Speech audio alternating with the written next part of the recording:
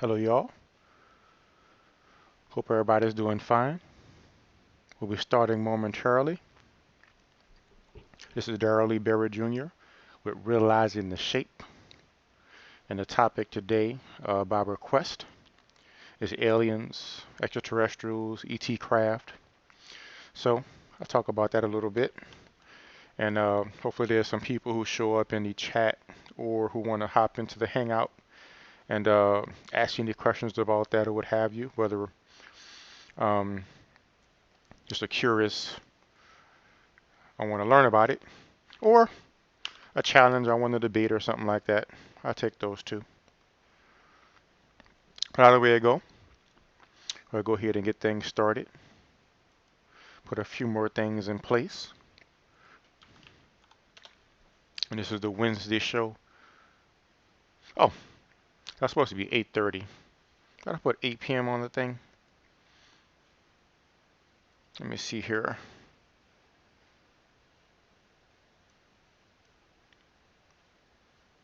Need to update my time on this thing. Boom. So let's see what it says when the whatchamacallit flashes up.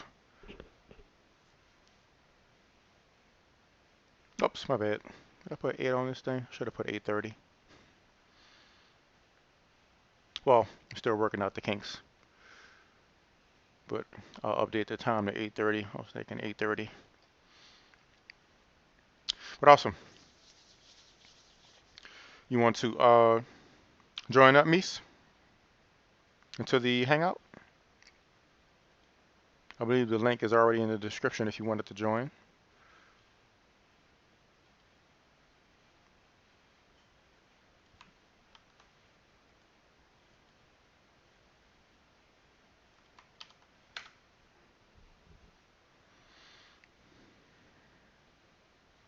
I'll update that to 8:30, by the way.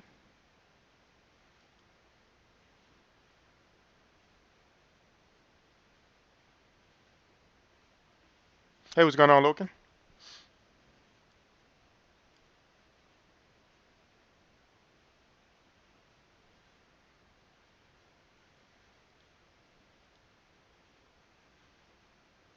Oh, this thing has my wrong account.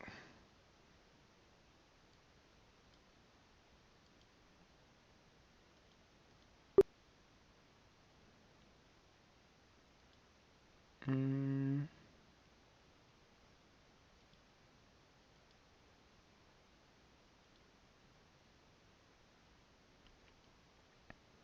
Awesome. So the link is in the description if anybody wants to join. I'll post the link in the chat as well. Hey, what's going on, Logan? Hey, And I see Mises here. Maybe Mises want to join as well.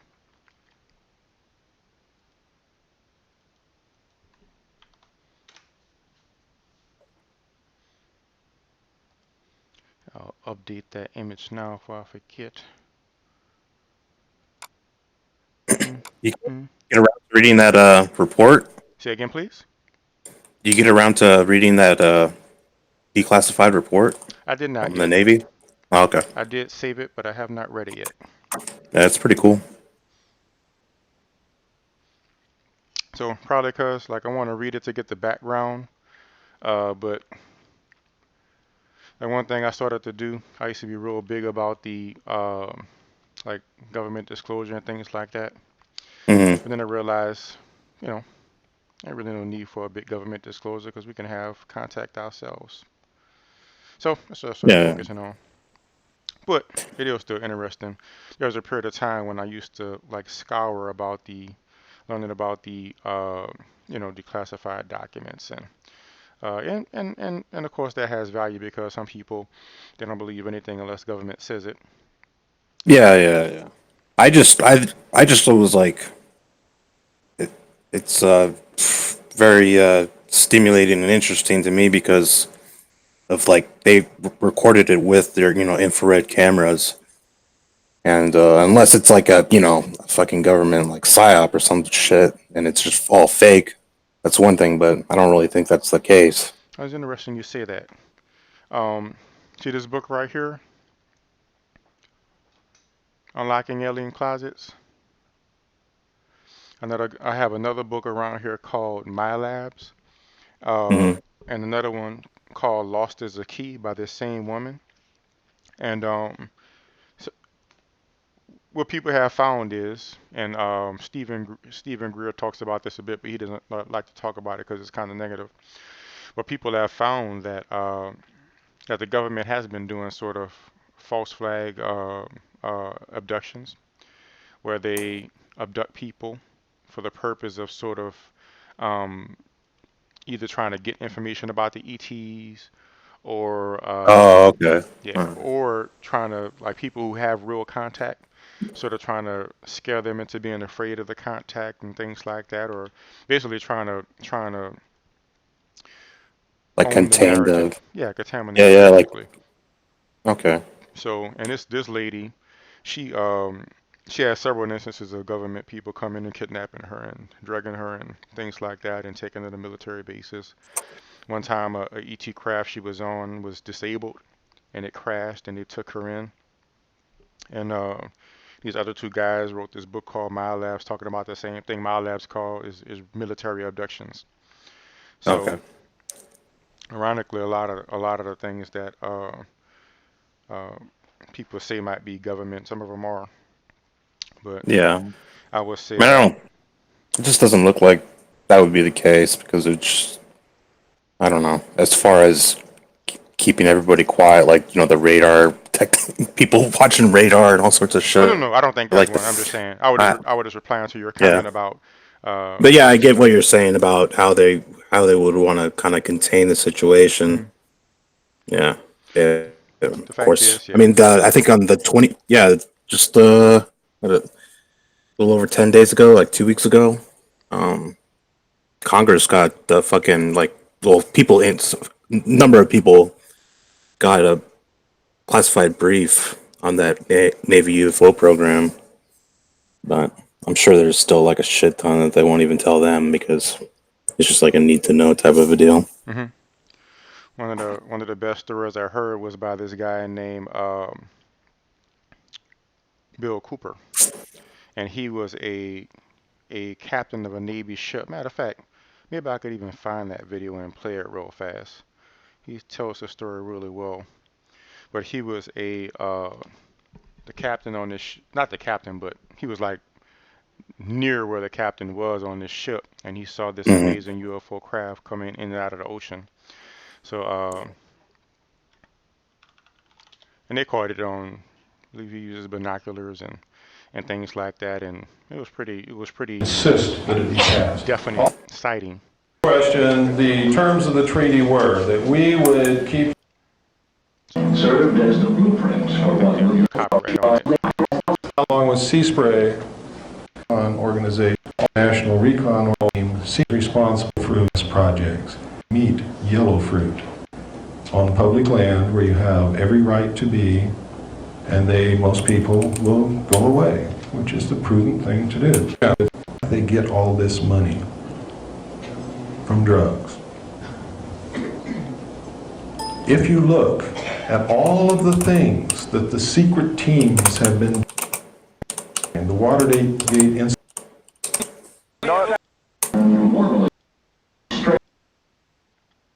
it's Well, I don't so think I the can American find people, a particular part of this video. fiber, It's like so you wouldn't 3 hours see it. long. But suffice it Oh, to say, okay. he was on the submarine. They called it the boat.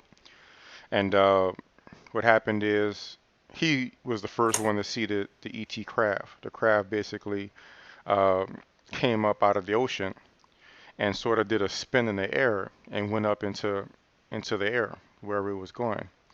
And he saw it and it was clear. It was a solid physical craft. It wasn't like some kind of it wasn't far away. It wasn't just on radar. It was like a solid physical, like it was there. Yeah. And then he saw either the same craft or a similar craft come back down and do a spin into the ocean.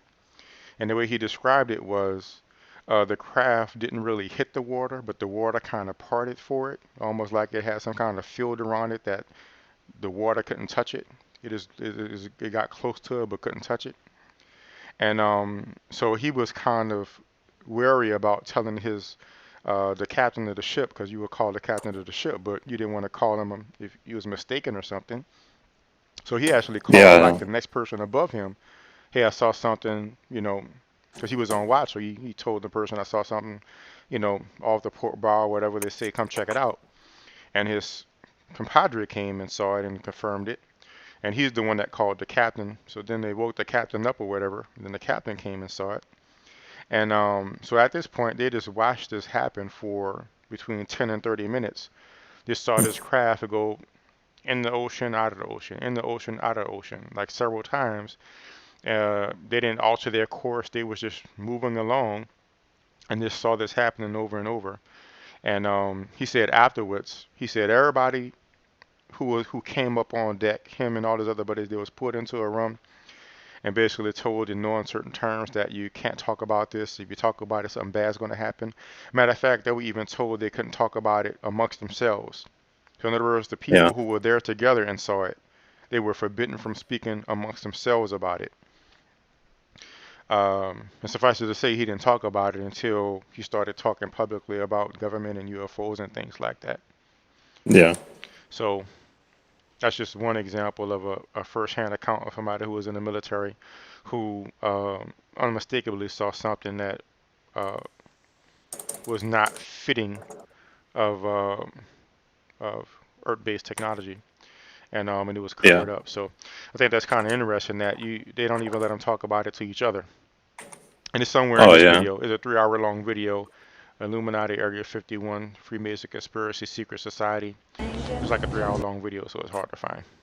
In the future, and most Yeah. of them know that they have One thing I something think that of is they're like, supposed to do.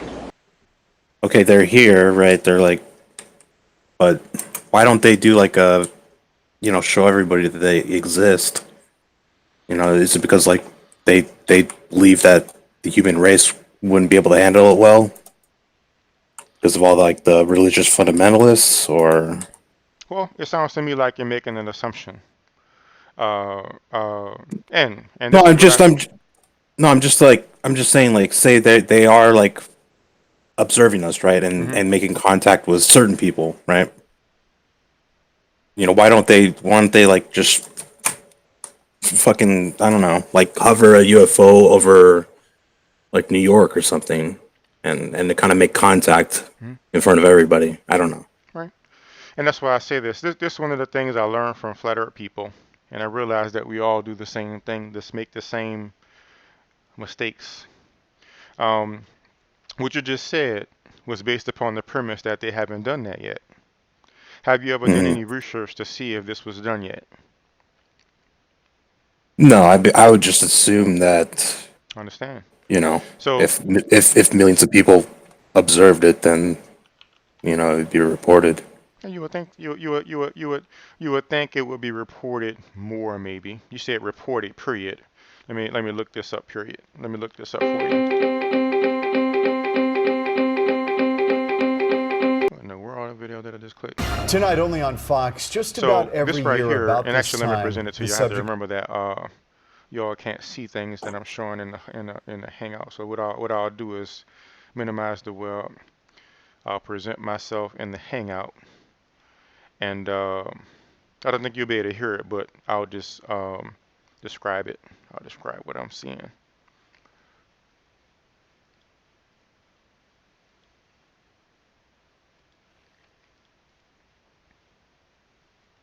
comes up. Right. People start talking about the Phoenix Lights. Tonight Okay. only on Fox, just about every year still can't about see it. this Can you come time, over here? the subject I comes up. can see it. I just can't People hear. start talking Yes, about you the won't be able to hear it, Phoenix but let me Lights change this missile. around Oh, so they okay. can hear it in 19 the. years ago, in this whatchamacallit. March, There we go. thousands of people So what saw what happened they is, believed were UFOs in hovering March, over the I believe valley. it was the year But 97. were they really UFOs or just flares? there was Fox a 10's there Linda was a Williams has craft more. that was 1 to 2 miles wide that hovered over the Wow. entire state of March 13th, Arizona. 1997, Oh, nearly and it froze 19 for you, years didn't it? ago. While We need thousands to of keep the people were Hangout, outside purposely looking at the maximized. sky for a glimpse of the Hale-Bopp comet, they also caught a glimpse of a 1 to 2 mile wide in some very credible So- reports. people were Tonight looking only for the on Hale-Bopp Fox, comet. just about The every Hale-Bopp year comet about was this around at the time, same the time. subject comes up. And while People start thousands talking of about the people were looking Phoenix up Lights for mystery. Hale-Bopp, 19 years they saw ago, that, this which is March, behind on the news thousands of channel right people there. saw what they believed were So UFOs from far hovering over the away, you valley. couldn't really But tell were it they was a really craft. It looked like UFOs or lights just going through the flares? sky. That's Fox why they 10's called Linda it the Williams Phoenix has Lights. more. But the Yeah. people, like you see how this image right here, how it looks going over people's houses and what have you. Hmm. The people who had directly went over was able to see that there was an object there blocking the lights. I mean, blocking the Yeah. light from the stars, I mean to say. And even those lights, like that looks like just like just like spotlights, like we would make. But like if you read the book, there's this lady who wrote a book called The Phoenix Lights, who like interviewed many people and things like that, and she saw some of the phenomena. She was a medical doctor. Or when you see videos or things of other people who actually saw it firsthand, they all describe the lights a different way. Like it was just not any kind of lights we have, almost like it was liquid light, almost like there was light inside of a, it was like liquid inside of a container almost, but it was light.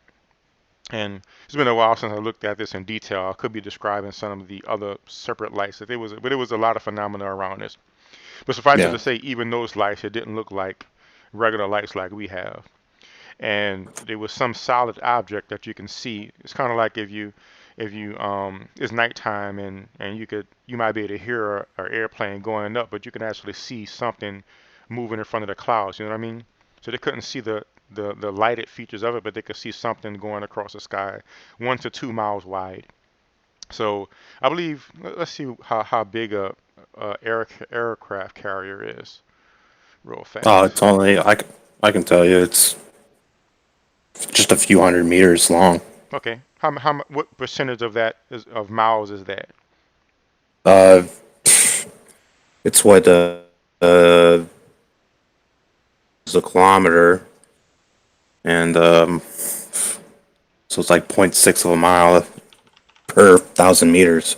Let's So see. yeah, I mean it would be gigantic compared to an aircraft carrier. Aircraft, and I'll pull it up just so people can see.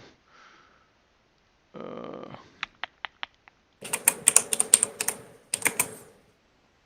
Aircraft carrier size. So it says 300. This one is 332 meters long. Yeah. It's only a couple, and the 2 miles would be Yeah, 3,218 meters. so this is, yeah, it was only it's 1/5 of a aircraft carrier is 1/5 of a mile. This thing was 1 to 2 miles wide, and it Yeah, was hovering silently. There was no engine sound. There was no. If you weren't looking up, you would have missed it. But again, people were looking for the comet, so people were looking up. A lot of people were looking up, and I'll keep on playing the video while I. And before I finish the video, let me look at the comments and see what's going on with the comments real fast. I'll go back. I'll make sure I keep up with the comments. Let me see what we have here. And welcome everybody for joining. Realizing the shape number 32, talking about extraterrestrials and alien craft. We have Meese King here, welcome. I saw a part of that one on the Cito about the moon landing, how he was had no evidence, but I've seen that several times. Remember I had that same thing with Fight the Deception. Look, there's wires. Where's the evidence of the wire? Oh, okay, there's no proof. And it's like, but you believed it until it took me to point that out. It's like this. Yeah, Bill Cooper is awesome, Meese.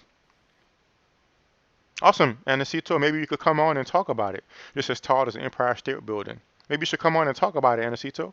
He's saying he saw him and 8 other people, and Junior is saying, Anacito Maldonado Jr. is saying, saw an ET craft, and he's saying it was as tall as the Empire State Building. Uh-oh. Let me go back in here. Restore this tab.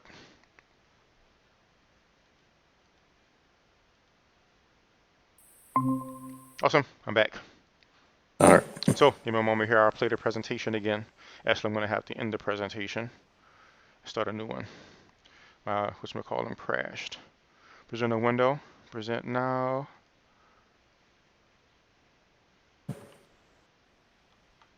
Let me go back to the video. Tonight, only on Fox, just about every year And about this I'll time, let the this play subject while I comes check up. on something really People start fast. talking about the Phoenix Lights mystery. 19 years ago, this March, thousands of people saw what they believed were UFOs hovering over the valley. But were they really UFOs or just flares? Fox 10's Linda Williams has more.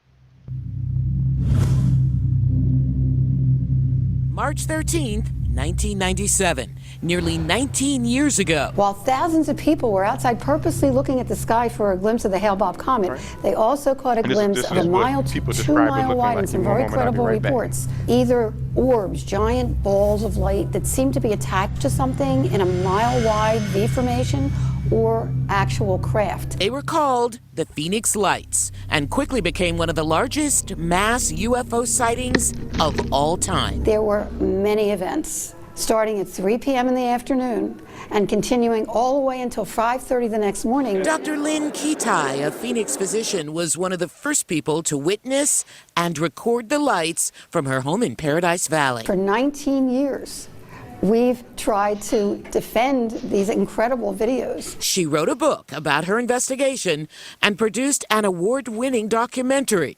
Kitai says there's almost always something new. Just So, recently, And an that's the analysis was doctor done. right there. So she wrote the book called The Phoenix Lights. She made a And documentary. That's the cover of the book right there. Give Home me a in moment here. Paradise Valley. For 19 years, we've tried Lynn to Kite, defend critical book. these incredible videos. She wrote So- a book about If you get this book, it'll give you a lot of details. And those are the orbs she saw actually. It was the orbs I was describing that she saw look like liquid inside. And now, one thing to keep in her mind is that this investigation thing flew and over produced an the award-winning entire state of documentary. Arizona. It Kitai like flew says around the there's state, around almost and around for always like 2 something hours. new. Just recently, And an analysis was done. what happened was she also interviewed a 911 operator, and what they found was that 911 calls was trailing the thing, like it was just slowly gliding around the state. And that's a pretty good image of it in whole from far away. It was slowly gliding around the state, and as it went, there was 911 calls following the thing. So police were aware of it. Many people were out taking pictures of it like this. It was flying over people's heads, and it kept a steady altitude. And you notice this is Fox News. This is like directly on the news channel, right? So it kept a steady altitude. So like you see this hill right here, when they flew over people's houses that were on the hill, they were closer to it. It didn't like go up and down. So some people got pretty close looks. And so this was a common. I remember when this thing happened. I remember when it happened, and I was so excited because I thought, now finally it's gonna, everybody's gonna have to acknowledge that ETs are here and they're real. And I talked to people about it, and I said, hey, this is going on, and people just didn't pay attention. So the fact is, what you're saying has happened, and at least what you're saying, why don't they do that, has happened. So, but if people are uninterested because they're more interested in whatever is on TV that day, or they're afraid, so they just deny it, then that's going to happen. So, I mean, no doubt, like people are. I mean, the most common thing would be to just like dismiss it, right? yeah, For dismiss it. for your average person, be like, oh, it's just a formation of planes or whatever, That's right. But they People weren't called there. it flares, even though it went around the entire state for Yeah. hours. Yeah. So, Yeah. I mean, I showed one of these guys that I know that video with the fucking jet locking on to that craft or whatever it was.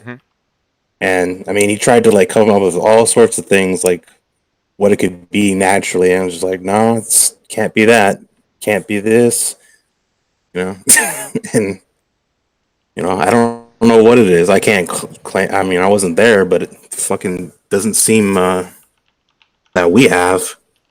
And even the pilots say that shit. And unless we have technology that's like thousands of years ahead to what we currently have, it's probably not from here. like this, of course, takes some.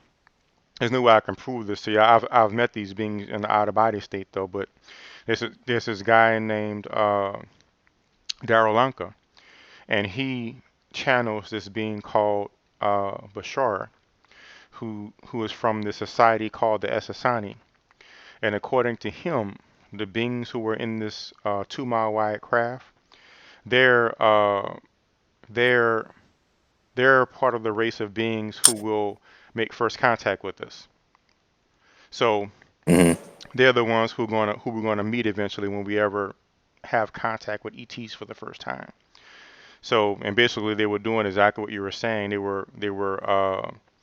were showing themselves to us basically. But it made all kind of 911 calls. It made Yeah. TV, the news, not just Well, TV, not just like YouTube videos, but the news. The that's governor what I. actually saw it, and he held the press conference. What do you say? Yeah, I mean, not that I could ever comprehend what they how they think, but if you're like this extremely advanced civilization, right, or species or whatever, and you don't want to like, I mean, you probably don't want to, scare everybody half to death. You know what I mean? And I mean, it would seem logical that it looks like they're just kind of testing the waters, somehow instead of like just showing up in every single city and being like, "Hey, we're here." It could be It's seen that way. undeniable. I don't know. I I mean, mean, people have a picture of, and to make sure I'm understanding properly, now you're saying why don't they just show up in every city at the same time? well, like most of the major cities, or all the nation's capitals, or something. Now You know, notice what just that happened. way it can't that way it can't be it can't people your average person can't dismiss it. You know what I mean? Now notice what just happened. You had said earlier, you said, why don't they show up and where everybody can see them?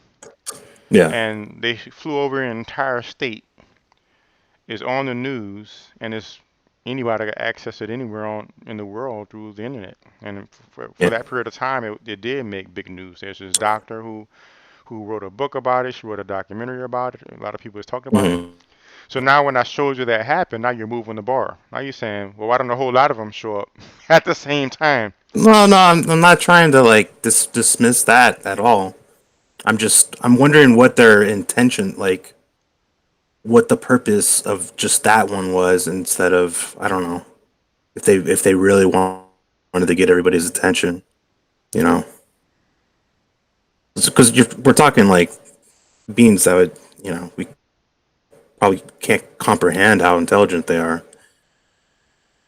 I don't think they would make many mistakes, you know. So you're just saying, why don't they do it about a bunch of cities instead of just one? Well, no, I think I would know. I think I know why, because they just don't want to. They probably believe it would cause like mass hysteria if if you take all the fundamentalists of all the like the major religions, Hmm. and all of a sudden you say like, okay, we're not God's number one creature. We're fucking we're number two now, or fucking zero compared to this. Hmm. It put people through a loop, a lot of people, not me, because I mean, I I wouldn't, I don't believe in, I'm not religious or anything, so, but, and aliens seem a lot more logical than the bearded man in the sky to me, but And you say, what about the bearded guy in the sky? no, it just seems more plausible than, some like a Judeo-Christian god or Mm. Allah or whoever. Yeah, I agree. That Yeah, that guy yeah. is insane. I mean, I even view it as like, no, it's just there's no way that's true. Like, but yeah, alien craft or something like that, something from out of our solar system. Hell yeah. I mean, I could believe that. Hmm. So yeah, I'm on your side. I'm not trying to like disprove anything. What is it that you think made you not investigate to see if something like that happened before? I I don't know. Now I will. Now I'm interested. I saw a picture of a craft over the. Oh, you saying it's buffering bad, Junior? You may need to maybe try turning your stream. Maybe if you click settings and turn your stream rate down, maybe that'll help. And you were saying that the Phoenix Light craft, there was a V. It billowed. Were you talking about the Phoenix Lights craft when you talked about it billowing out like loose soil and was purple and yellow and see-through? I remember people saying it blocked out the stars. Maybe you're talking about a different type of craft. I do remember people talking about the lights being like it lit inside like a liquid or something was inside. But there might have been more about the little orbs that appear with it as well around the same time.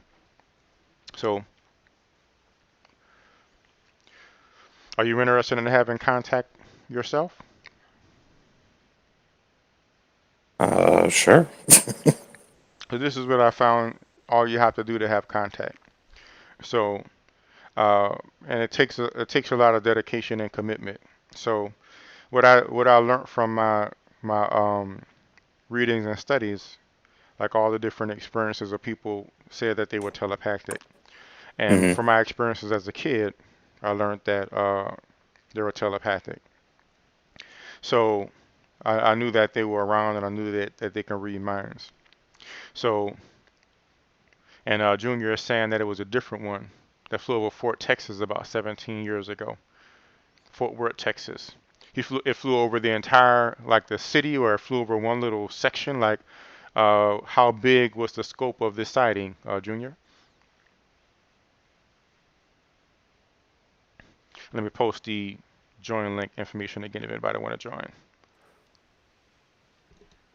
Yeah, a lot of them take so many different type of shapes, but I realized that they were telepathic, so I knew that they would hear my thoughts. So I thought, well, let me just sit down in meditation and let me reach out to them telepathically and try to make contact that way. So I would sit down every day, sometimes for about 30 minutes a day, and I would say, hey, show yourself to me. I want to see you. Show yourself to me. And I would say it took about a month of doing this regularly, about a month of doing this every day regularly, before I Okay. finally started to have progress, when I started to see the lights flashing in the sky. And it was a pinkish light. I remember reading in the book sometime in the past that some of the crafts that they saw had pinkish lights associated with them. So I figured this was an extraterrestrial craft. So every time I saw these peak flashes in the sky, it looked like lightning, but it was pink. So it looked just like lightning, but it was pink flashes in the sky. So I used to work a late job, like basically you can say second shift. So I would get out, 9, 10, 11 o'clock at night. So whenever I got out of work, it'd be late. So I would be looking up towards the clouds. And I used to also like get up in the middle of the night and walk down to this gas station, this 24-hour gas station, about a mile ride. And I'd be looking up all the time. So I was meditating every day, about 30 minutes, reaching out for contact, and also constantly looking at the sky, even in the daytime while I was driving. So one time I saw the crash blinking, and I drove to where the side of the blinking was, and that's when I saw at least really that's the only time I saw the actual craft physically come out the clouds, and I saw the craft itself with my own eyes. It wasn't just lights moving in the sky. So I guess Hmm. altogether there might have been a month and a half altogether. So basically about a month and a half of daily effort. Uh, that was my experience, and basically that's been my experience so far. Like if I commit myself to having an experience within about a month or two, I'll either have a non-physical experience where I might have a dream about an ET, which may not be as convincing, but I can sort of tell when something is like a non-physical experience, but it's kind of dreamy, or I have a full-fledged out-of-body experience where I have interactions with ETs and things like that. So, but what I found is it matters about intent. So, for instance, that was enough for me. Like that craft going over the Phoenix, Arizona, and the state of Hmm. Arizona, but mostly it was everybody focused on Phoenix maybe because that was like the biggest city in Arizona. But when that craft flew around, I was like, boom. With all my research and experience, I was like, Look, that's enough for me, right?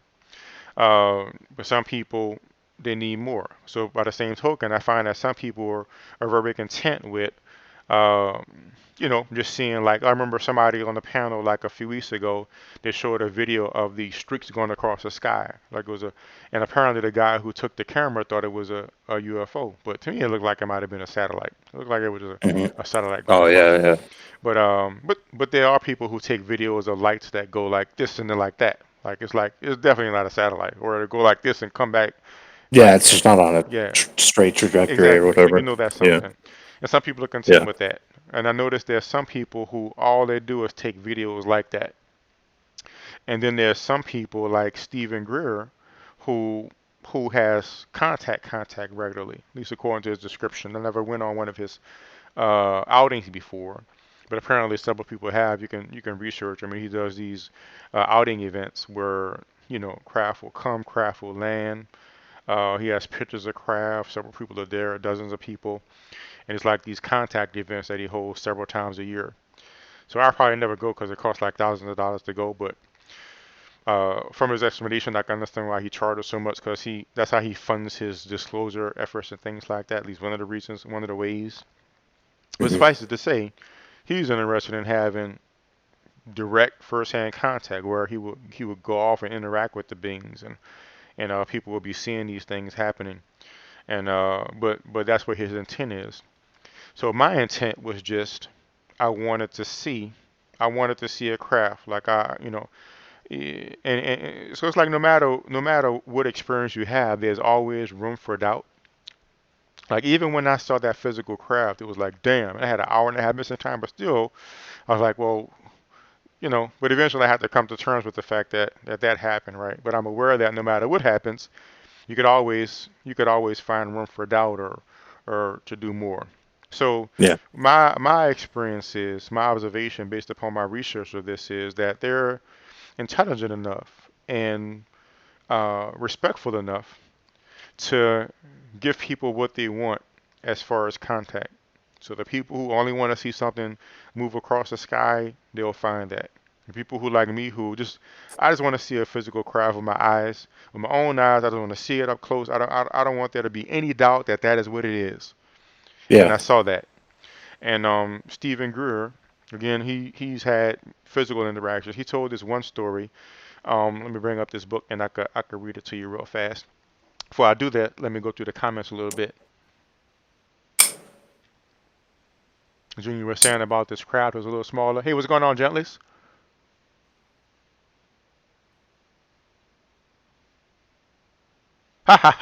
Gentleman was talking about how those that craft was called flares. Yeah, people did debunks on that, like the Phoenix Lights. People actually threw up flares and saw what they do. The flares give off smoke. The flares move in the air.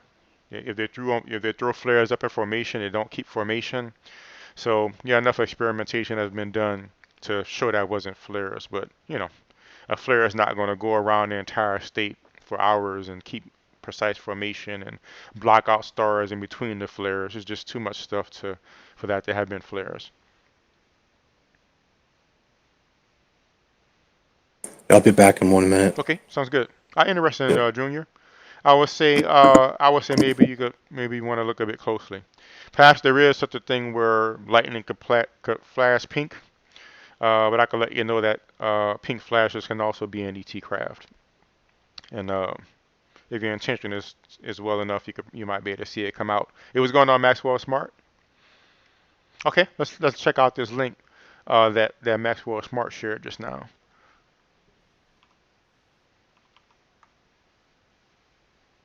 Let me see here. So I'll present this in the Hangout.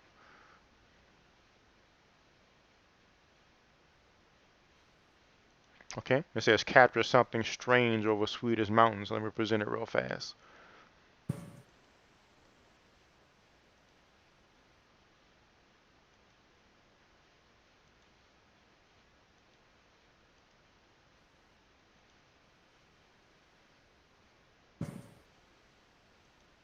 Oh, third phase of the moon. Um, I don't actually If this is the channel I'm thinking about, I don't really put much stock in their videos. I think somebody debunked their videos before I've seen, or I'll just look at it and I debunk one.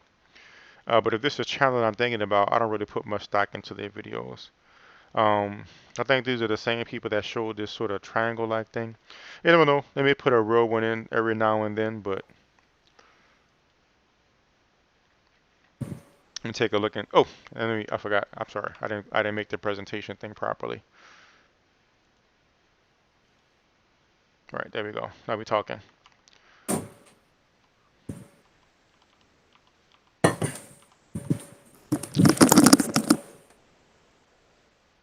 Make sure this thing is showing. I think it is. Yes, it's showing properly. So, yeah, I believe this is the people I'm talking about. They get a lot of views. I don't really put much stock into their videos. Yeah, you got to watch out for people making fake videos, and some of them can be pretty convincing. All right, I'm back. Welcome back. I'll take a look again when you see what he says.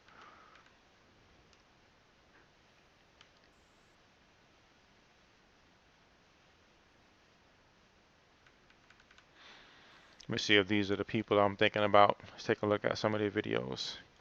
But if I remember right, this name is familiar. Oh yeah, new gigantic spurs.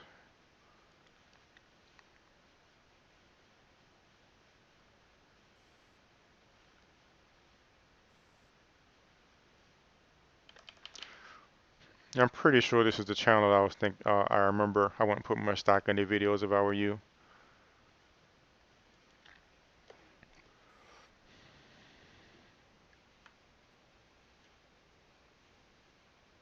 Oh, awesome, Junior. Well, coolness. But continuing my observation based upon my experience and others' experiences, they'll show you what you're willing to see. Yeah. One example that Stephen Greer gave was in one of his outings. Um, you know, this lady was kind of skittish, but matter of fact, she wasn't even supposed to be there. What happened is she was like a reporter or something, or somebody that just came up and wanted to talk to them about what they were doing, and they were having an outing. So like Stephen Greer invited her. It was something like that. And when they got out there, and the craft appeared in the distance, and the lady was kind of nervous and scared. But then when the craft started to get closer, she got really, really scared. And so then the craft stopped.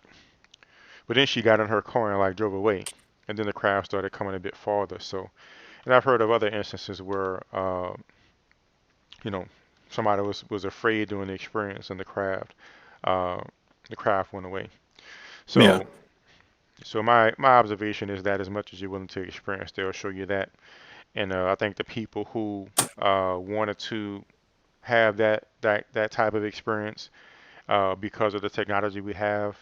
It is everywhere in the world because anybody can pull up the video and look at the uh, uh, you know evidence and themselves. But at the same time, if somebody doesn't want to accept it, they don't have to freak themselves out because they're not going to accept it. So it's very very similar to the like when you observe flat earthers and you see how they deny evidence. I've noticed the Yeah. Yeah. same exact thing with people that are about aliens and ET craft and things like that. Hmm. Especially when you look at how many galaxies there are. Like there's the deep space Yeah. tele. Yeah. No. No. Yeah. Yeah. I wouldn't be like shocked as many people if Mm. you know if I were to have like an experience like that, and I'd be like, okay, fuck, you know, That's because yeah, pretty exactly. significant. Yeah, there's like what the trillion stars in the observable universe, and all those stars most likely have a fucking planetary system. Hmm. I mean, yeah. I mean, come on, And one thing to right? keep in mind, by the way, like whenever we look through a telescope, we look through time, and Yeah. that's easy to mistake. So if you're looking through a telescope at a solar system that's 1,000 light years away. That means we're seeing that solar system as it was 1,000 years ago. Yeah. So, Yeah. Exactly. so people, even scientists today, may look through a telescope and say, "Hey, we found this exoplanet, but there's no evidence of life." But they never mention that this planet is this many thousands of light years away. So this is how it was so many thousand years ago. Right Yeah. now, it could be a Exactly. bustling civilization. So, Yeah. so yeah, there's so many different facets to it. Any other aspects about it come to mind for you that you'd like to talk about? Um, you said you're like you you talked with these beings like through like telepathy, right? Hmm. Or they okay. I'm interested what was like what were they saying or you know? The most important, well, let me describe first how the discussion was. It wasn't necessarily words. Like the Yeah, yeah. most ongoing conversation I had was with the gray alien beings.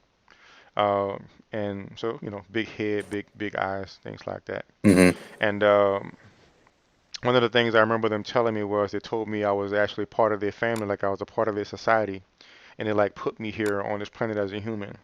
But in my research, I found that they told several people that, so it could be that's just something they say.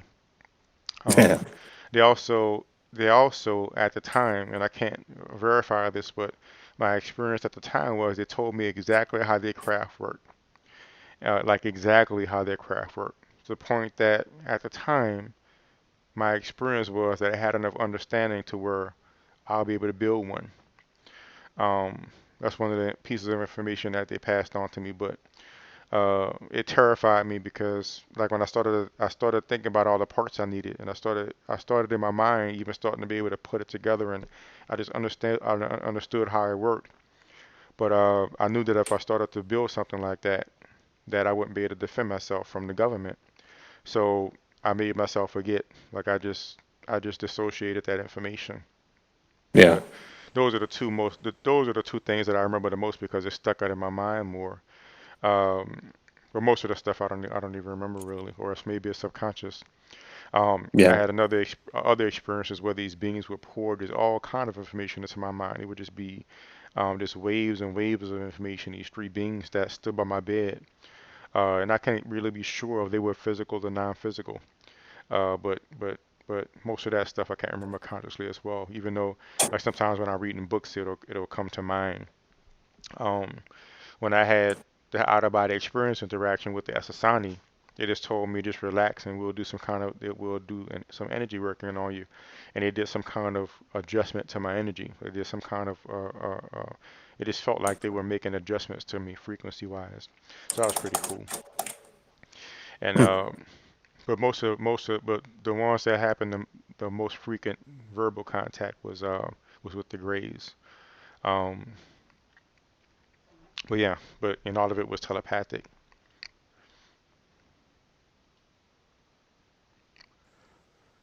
I remember when I later older, I guess probably about 10 years ago now, I learned about this guy named David Adair, and he had dreams in which he learned about how to make an advanced rocket, and he didn't mention any ETs in his dreams or anything like that, but suffice it to say, he learned how to make this advanced rocket, and this thing was like fat. It was like a fusion-based rocket, and it Oh, was so okay. hot that he had to make like an electromagnetic steering system, like the heat was not enough for metal. Like the heat had to be separated from the metal by an electromagnetic field. That's how hot it was. He described it as like the surface of the sun coming out the bottom of the rocket. And Yeah. when he shot the thing off, it shot off so fast that the government thought they was under attack. And FBI and all kind of people came out to his place and took him in. And he actually saw an alien craft that they tried to get. His rocket was so advanced that the engine was similar to an alien craft that they had that they tried to get him to work on, but he wouldn't do it because he was upset that they were hiding the technology. He was only 17 at the time. They tried to slap him with a non-disclosure thing or something like that, but since he was 17, it didn't stick. So he talked about it since then. But just look up this guy named David Adair. He was on the Art Bell But whenever I think back, like over the years, I've thought back to these many experiences, and my first out of body experience happened when I was like 4 or 5 years old. This was before I knew anything about this kind of stuff. And after the experience ended, I remember hopping out of bed and running to my mom and telling her, "Mom, I was out of body. I was out of body." And I remember her telling me, "Boy, you was just dreaming," and I ain't talked to her about it at all. And years later, when I started to talk about this stuff and write about this stuff, and people would say, "Oh, you was just dreaming. You don't really know if that was real." And I remember I went and asked my mom about it. And it was like 10, 20 years later. "Hey, Mom, do you remember this experience when I was a kid?" And she said, "Yeah, I remember that. I remember you running up to me, telling me you was out of your body." So then I knew it wasn't just something that I just imagined. So and that's sort of, and I use that David Adair experience because when I think about the information about the building the craft, I didn't never try to build it, so there's no way I can prove that the information I had was accurate or anything like that. But I liken it to the fact that he got information from non-physical experiences. Matter of fact, he met Stephen Hawkins, who told him the same thing. Stephen Hawkins said he got a lot of his advanced formulas from his sleep periods. So, Oh, okay. but I suspect that some of these beings impart information and people may not remember it, or I think people just have access to greater states of mind. There's one you see this book flashing up there called Travel Far, and one of the things that I did was like I developed certain different types of meditations, and there's one meditation I tried to identify what the next dimension was. Like we um, have you ever heard the idea of about the next line to add into the three dimensions? You know what I'm talking about? The fourth No. line. So basically, like if you take your finger and put it like this describes like the three dimensions. Like the way it works is you have like height. That's just my thumb going up. You have width and you have length. And if you Hmm. notice, every single line is a right angle to every other line. See what I'm saying? So there's three different lines, but each line is at a angle to the other two lines. So the way the next dimension works is, at least the theoretical idea behind it, is you have to be able to add a fourth line into this scenario that's also a right angle to the other three lines. You see what I'm saying? Yeah. So you have to be able to add a fourth line that's at a right angle to all the other three lines. So I use meditation and I actually figured it out. But to to to to test the answer, I haven't said what the answer is, but hopefully some people will try it themselves and we can see if we confer on the same answer. But like I spent a little time building up my concentration, and I spent a little time building up my meditation, and then that'll be the phase of meditation called contemplation, where you apply your meditation to a certain topic or to try to find an answer. And it took like about a week or two, I think.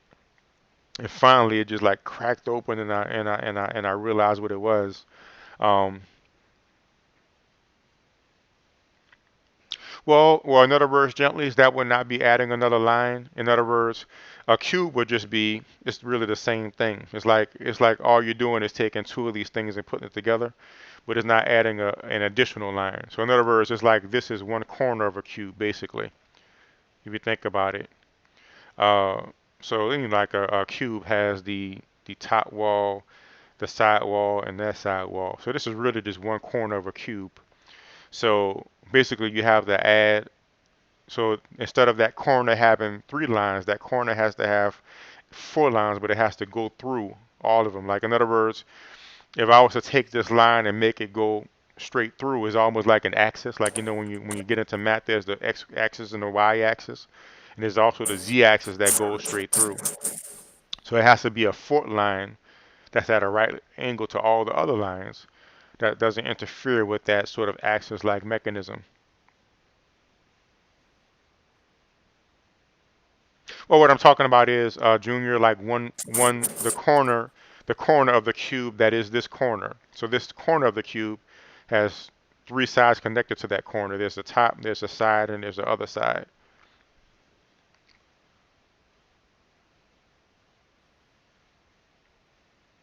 I should think about it. I should like yeah, you're right. That's what you're saying. But so the analogy doesn't work with a cube then. It just has to be these three lines. You have to add a fourth line into it. Say again, the mind of God.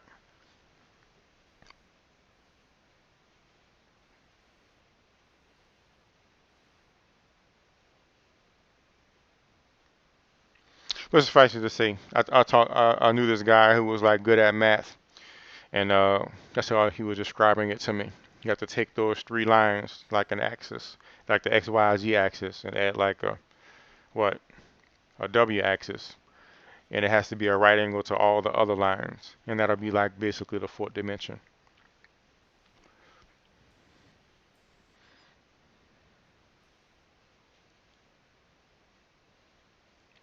Well, the idea would be, uh, well, let me put it like this: the mind of God. What do you mean when you say you can't produce a fourth dimension?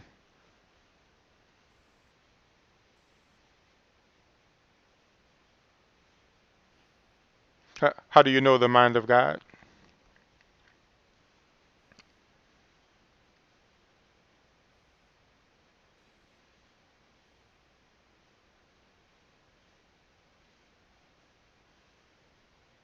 He's saying that that the fourth dimension is a dimension that we don't have access to.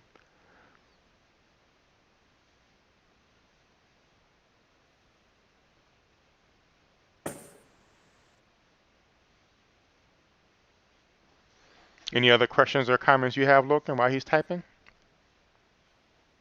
Uh, not really. It's interesting. Are you going to try it and meditate and see if you can meet one? Yeah, meditation is something I gotta try in general because I haven't really done much of it. Hmm. Let me ask you, the mind of God. Do you believe that the Earth is flat? I don't remember Yeah, he talking. He does. does. Do you know about the mind of God? Not really. I remember. I It's vaguely remember him. I mean, I don't know. I don't think anybody really knows, but it's suspected that he's just a Poe Like troll. You know what I mean? And yeah, basically, a he's Poe just means always, somebody who knows the Earth is not flat, but just pretends it is. yeah, pretends and Hmm. tries to get, he's just doing it for the lulz. Okay. And but I mean, I don't know. Of Hmm. course, Okay. that's But what I'll most take him at people his that come word. in contact. Yeah, yeah. This is what I notice about you flat Earth believers. Like you make a claim, and then I ask you to present proof for your basis for your claim, and then you ask me for something. So you said you uh we don't have access to the fourth dimension. You made a positive claim.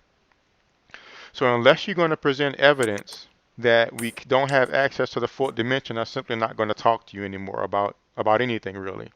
That's what I'm going to do to save my time from talking to you flat earth people. You all just make all kind of claims with no evidence. And then instead of supporting your claim for the claim that you made, you try to put me on the defensive and say, okay, well, you know, give me act show where the fault line is or so on and so forth. It doesn't make any sense. If you know that we don't have access to the if you know we don't have access to the fourth dimension, just like you know that the earth is flat, then give us how you know we don't have access to the fourth dimension. If you're unwilling or unable to do that, then we just won't be talking anymore.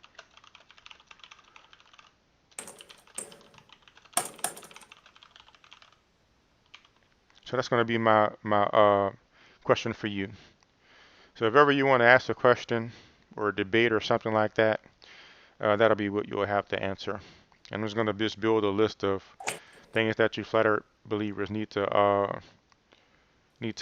answer for, um, so I don't just waste my time talking to y'all when y'all just don't present any evidence for anything that you say.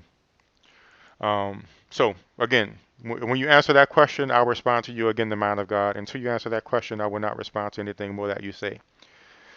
So talking about meditation, Loken. So it does actually take some time to build up. Like uh, when I was growing up, I sort of intuitively felt I understood it, just like how I started. I didn't realize it at the time, but I would do yoga poses without realizing that's what I was doing when I was a kid. But later, when I started to read about yoga, I saw I was doing yoga poses. But the general idea is first you want to build up concentration, and then when you build up concentration, you can focus your mind enough to where you can meditate. I don't really think it's really necessary to go through all of those steps for the purposes of meditating to have contact. It's just that you know you'll be more effective faster. But at the same time, if you build up the foundation, it might take the same amount of time overall. So basically, a basic meditation that I developed, and this is still one that I do today, is what I call the rhythmic breathing meditation. So what you would do is you would inhale to the count of four. Like as you inhale in your mind, count up to four. You would hold your breath to the count of two, and then you would exhale to the count of four, and then hold your lungs empty to the count of two. And you just keep doing that over and over. Inhale to the count of four, hold your lungs full to the count of two, exhale to the count of four, and hold your lungs empty to the count of two. And you just do this until this rhythm builds up. And what's going to happen is when you start to get into this rhythm, your heart rate will start to slow down, uh, your uh, your breath will start to slow down, you'll start to get more relaxed. And along the way, what may happen is you may start to find that uh, maybe little flashes of light start to come in front of your eyes. And what I can do, give me a moment, I can show you. Like I basically very directly talk about the different stages of meditation, at least the different altered states that you go to. Give me a moment, I'll present this for you. And this will give you a Okay. basis if you wanted to try it and things that you might experience. I remember when I first started, um, I didn't really read any books on it, and some things would happen that would freak me the hell out. Until later, I realized it was normal. And of course, now I know even more things that happen that I know is normal. But if you don't know that at first, it can kind of freak you out. So I'll talk about a little bit of the things that you might experience.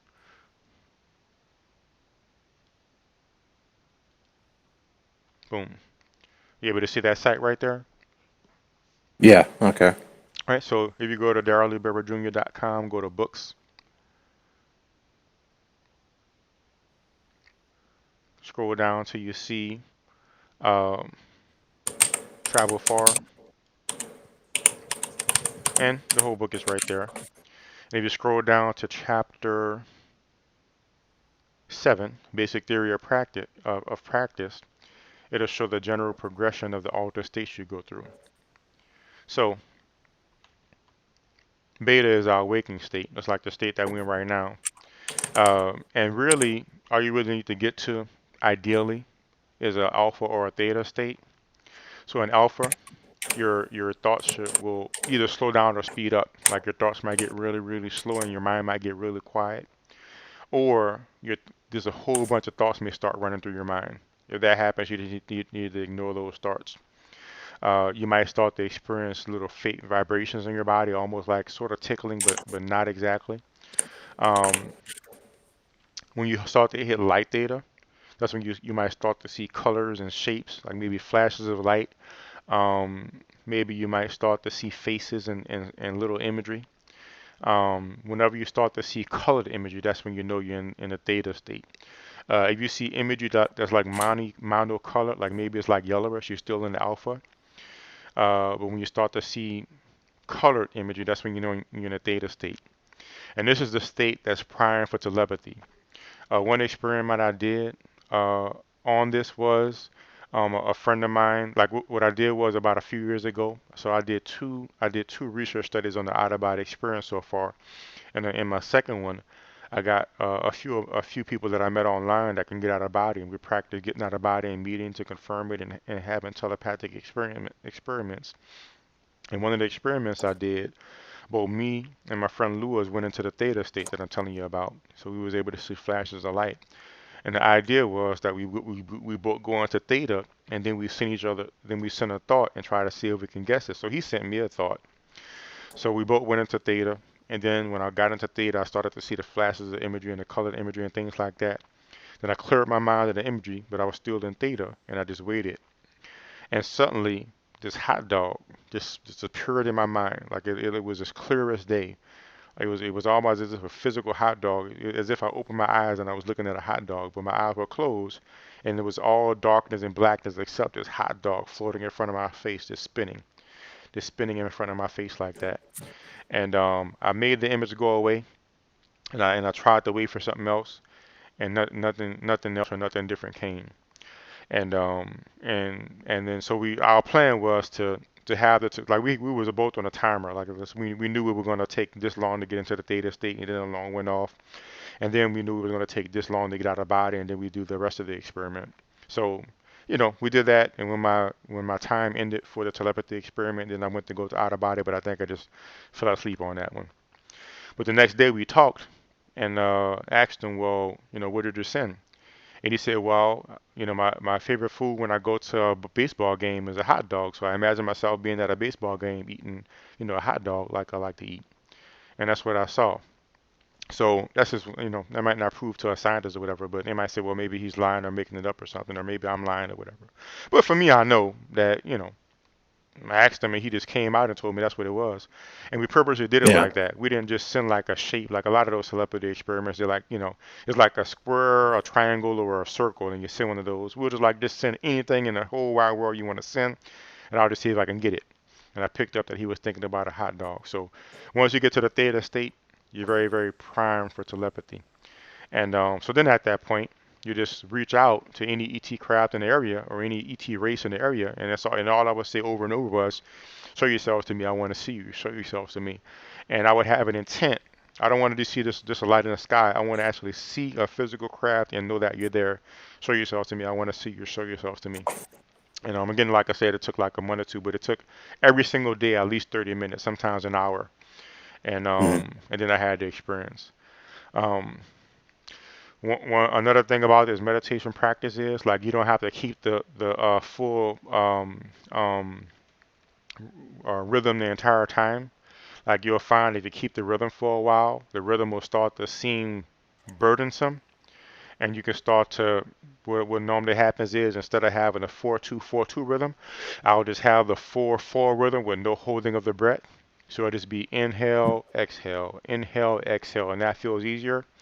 And eventually it gets to the point where I let go of the rhythm altogether, and it's like I'm just sitting, what I call sitting in stillness, and you're just sitting, and you're not focusing on your breathing at all. And when you get to that point, sometimes it'll seem like you forget to breathe or stop breathing, and it's just very, very quiet. But as deep a state as you can get to, maybe you could just take like 5 or 10 minutes and get into as deep a state as you can, and then spend like the next 20 minutes reaching out saying that you want contact. And that was the most prominent time when I had those experiences, or the one where I saw it, and another one I had lights around over the lake. Other one I saw these two pink lights in the sky that just shot across the sky over my car, but I didn't see it come out the clouds. It was over the clouds. I saw the silver object one time, but that's inconclusive. It was close to an airport and it wasn't really clear. I couldn't really tell exactly, but it might have been one. And numerous non-physical experiences that I can't even remember most of them. That's one reason why I write it down so I could have a record of it. Mhm. Any questions on any of that? Um, I don't know if you mentioned it, but do you listen to anything when you meditate, or is it just nothing? Like, No, now no. I've tried different things. Like I've tried listening to music. And I guess like I said, it depends on the mood I'm in. Normally I don't listen to anything. But once in a while I might play some music, like some meditation music or some chanting music. Sometimes I yeah. might even play like an interview or something. It depends on what type of meditation I'm doing. Usually when I'm doing the fortitude meditation I'm telling you about, if I play anything, it'll be either some calming music or meditation music or chanting or or or maybe even some violin music. But it'll either be that or nothing. Okay. So it's really up to you. I kind of started doing this stuff before I read a lot about it. So when I started reading about it, I've learned that there's a whole lot of don'ts that people say.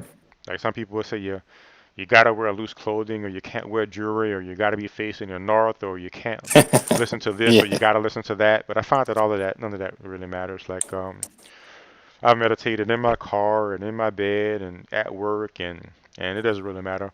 Really, I would say it's just up to your skill level. So I would say if you're a beginner, you may want to do it in a quiet place where you don't be disturbed because it'll be harder for you to focus. But I mean, one of the best meditations I've had, like years and years ago, I used to work cleaning high-rise windows, and one time on lunch, at this period of time, I used to practice going out of body a lot, and I would meditate on my lunch break. So, like all the other guys would go out and get some lunch, and I'd be at the top of this building. I think at the time it was maybe a 10 or 15 tall story building, and I was just sitting on the roof meditating. So, and it was like awesome. So it was kind of like the city type city, the Nice. city mountain. So like I was on the roof and I climbed up on top of this something. I don't remember what it was, but it was some kind of raised area on the roof. So it was like I was here and the roof was down there. Even the edge of the roof was lower me, so I was like able to see everything, and the wind was hitting me. And I reached such a deep level of meditation that like I couldn't hear the wind blowing anymore. It was just awesome. So anyway, you think to meditate, you can. If you have noises around you, maybe you want to play some soft music or some white noise, but it's really up to you. But all you have to do is just focus and be intent and use as much, not straining, but when you're reaching out, use as much intent and fervor as possible. And I would just caution you to not do it unless you're serious, because if you do it, I'm pretty sure you'll have an experience. Um, Yeah. and again, be specific about what you want to experience. If you really want to like see a craft like physically with your eyes, intend that. Or is it's enough for you to see like the non-linear movement, intend that. If you want to physically meet a craft, and I mean an alien being, you could try that too, and I'm pretty sure you'll experience it. Um, Another thing I would caution you of is that the experience can be very dreamy. It could be very. I'm talking about a natural physical experience, like because one even it challenges our belief system, and it Yeah. almost starts to feel like you're going in a dream. Um, like it's just so surreal. Like you won a lottery or something. It's like I can't really believe this is happening, even though, you know what I mean. It's hard to Yeah. describe, Yeah. but that's another reason why meditation helps as well. Because sometimes you could just pass out, which is what I did. I only saw the craft for like 10 seconds, and I passed out. So like I saw the craft coming out the cloud, then I just felt my blood starting to pump, and I was just starting to I was just staring at the craft. I was trying to hold it together, but I was just starting to lose it. Then it just started to get. It almost started to seem like I was in a dream, and it just became so real. And then I just blacked out. so Yeah. so yeah, it's a surreal experience, man.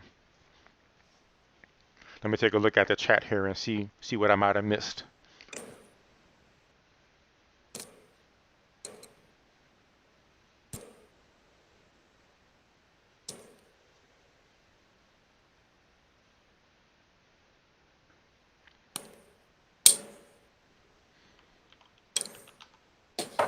Oh, ha ha ha ha! Doing you say he's a flat chart imitator?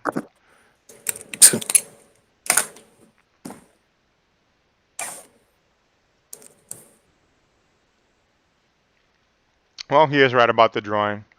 I remember my math teacher saying that, telling us how, isn't even a two-dimensional uh, uh, a drawing of a line, the pencil is still raised up off the page. Yep, that's true, gentleys. Anybody can be spiritual.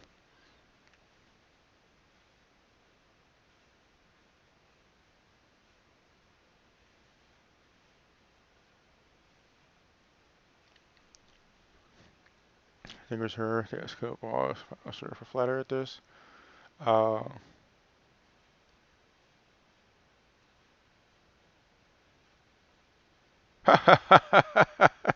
Junior said he never has any evidence. He just runs his butthole.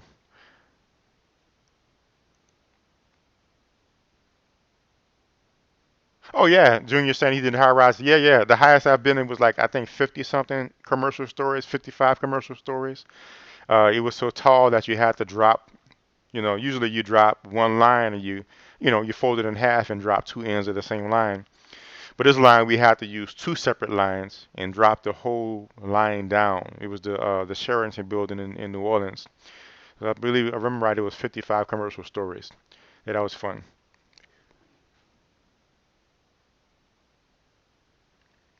Awesome. What else do you have, Logan? Can't really think of anything, but thanks for sharing. Sure, welcome. Are you going to try it?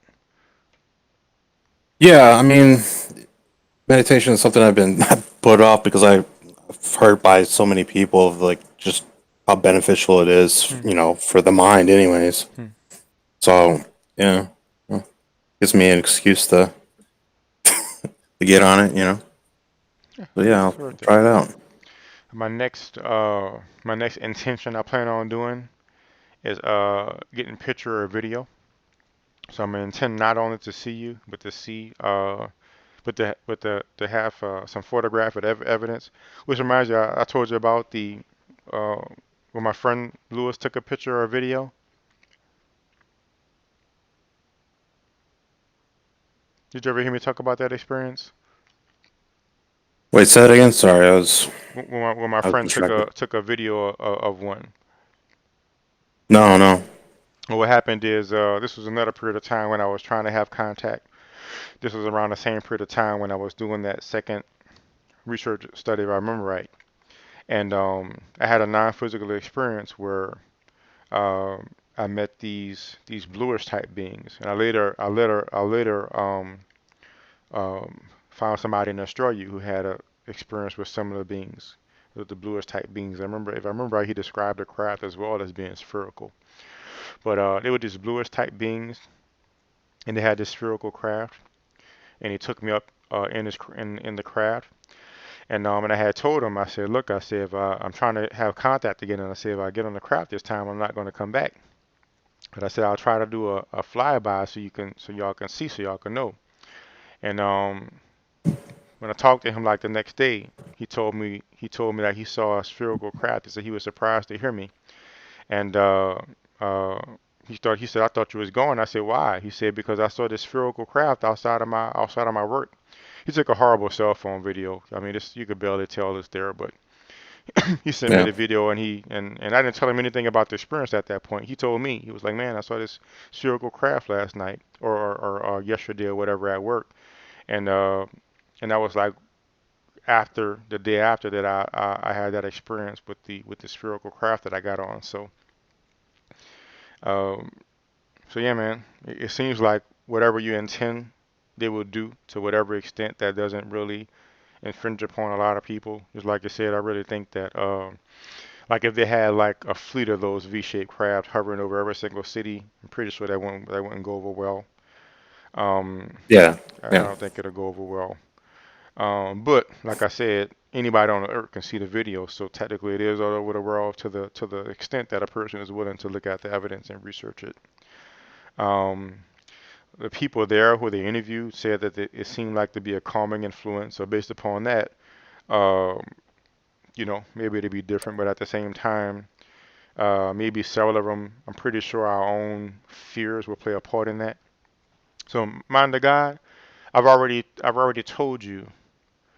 Tell me, how do you know we don't have access to the fourth dimension? And then we can talk about other things. So before we talk about do I genuinely believe we're spinning, you need to justify your claim that we don't have access to the fourth dimension and let me know how you know we don't have access to the fourth dimension. I'm not going to answer any other of your questions until you first justify the claim you made there. Today or any other day. That'll be just for the rest of your life. So when you justify that, then we'll talk more. So what I left off? Yes. So yeah, I think that they will present proof to the extent that we want. Like for instance, I'm confident that if when we saw that craft hovering over Arizona, and when they showed it on the news, and the governor saw it, the governor of the state of Arizona, and while he was in office, uh, okay, I'll look at your answer and consider it momentarily, the mind of God. While he was in office, he he denied it. He actually played a joke on it. This might still be online, but I saw it. He held a press conference because again, it stirred up so much fervor, and it was 911 calls across the whole everywhere it went. So people were up in roar about what was going on. Some of them, and so he held a press conference about it, and he said, well, he said I found out who's the culprit of these lights that happened the other day, and this guy walks out in this alien costume. Right, so he made a big joke out of it, right? I'm pretty sure you could. Let me see if I can find it, because it'll still be funny to look at. Let me see if I can find the governor of Arizona shows, you know, UFO costume guy. Arizona governor UFO press conference. Hopefully I can find it.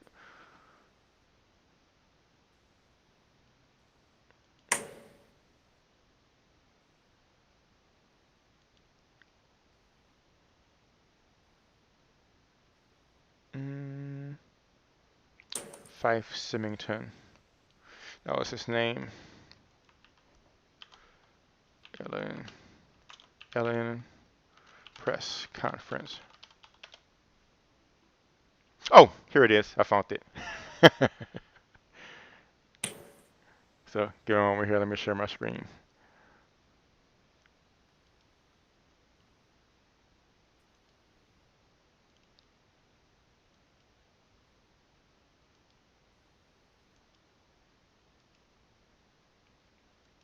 So I know you can't hear it, but I'll play it. And standing out here and looking up there at So now he's talking about when the he saw lights it. and the view, you would have been astounded. Yeah, you would he's have saying been right now you would have been astounded. Videotaped by many and seen by thousands over the several crap right nights. there. It was described. Blacks You over. can see The great so this state is of Arizona. Never CNN right publicly now. So this is the acknowledged press seeing conference it right here. until now. And I suspect that Because he did. because accused into the room so that He held the So this is pot. what he said. and he went to humorous and controversial lengths not to stir the pot. Oh, He held my a gosh, news I keep conference forgetting to after press the the other Phoenix button to lights show it to the people to at announce home. the mystery had been I'm solved. still new, guys. I'm working it And now out. I'll ask Officer Stein and his colleagues to escort the accused There we go. into the room so that we may all look upon the guilty party. Don't get him too close to me, please. In the alien costume, the governor's chief of staff. Now, this just goes to show that you guys are entirely too serious. So he says, You guys are entirely too... Alien costume. Don't get him too close to escort the accused Stein and his Mystery had been solved. community. And now So I'll he ask says, Officer and now Stein I'll and his ask Officer colleagues Stein and his to escort the colleagues accused to into the escort the room so that accused we may into the all room. look upon the guilty so we're going party. to take a Don't look get upon him the too guilty close to me, party. please. And this is the guy he brings into the In conference. the alien costume, That's the his like governor's chief of his staff. Now, this just goes to show that you somebody's guys are about to entirely join. too serious. So as you know, UFO enthusiasts were not What's going on, amused, Sherrod? especially since the governor was believed to have seen nothing. But now he's coming out. Daryl, what's up, buddy? The lights what's were going really on? brilliant. Hey, how are you? And I don't it want to was interrupt, man. I'm fascinating. just I mean, here. it was enormous. and It just felt who is your otherworldly. name in the You know, in your gut, you could just tell it was I'll give you the link. otherworldly.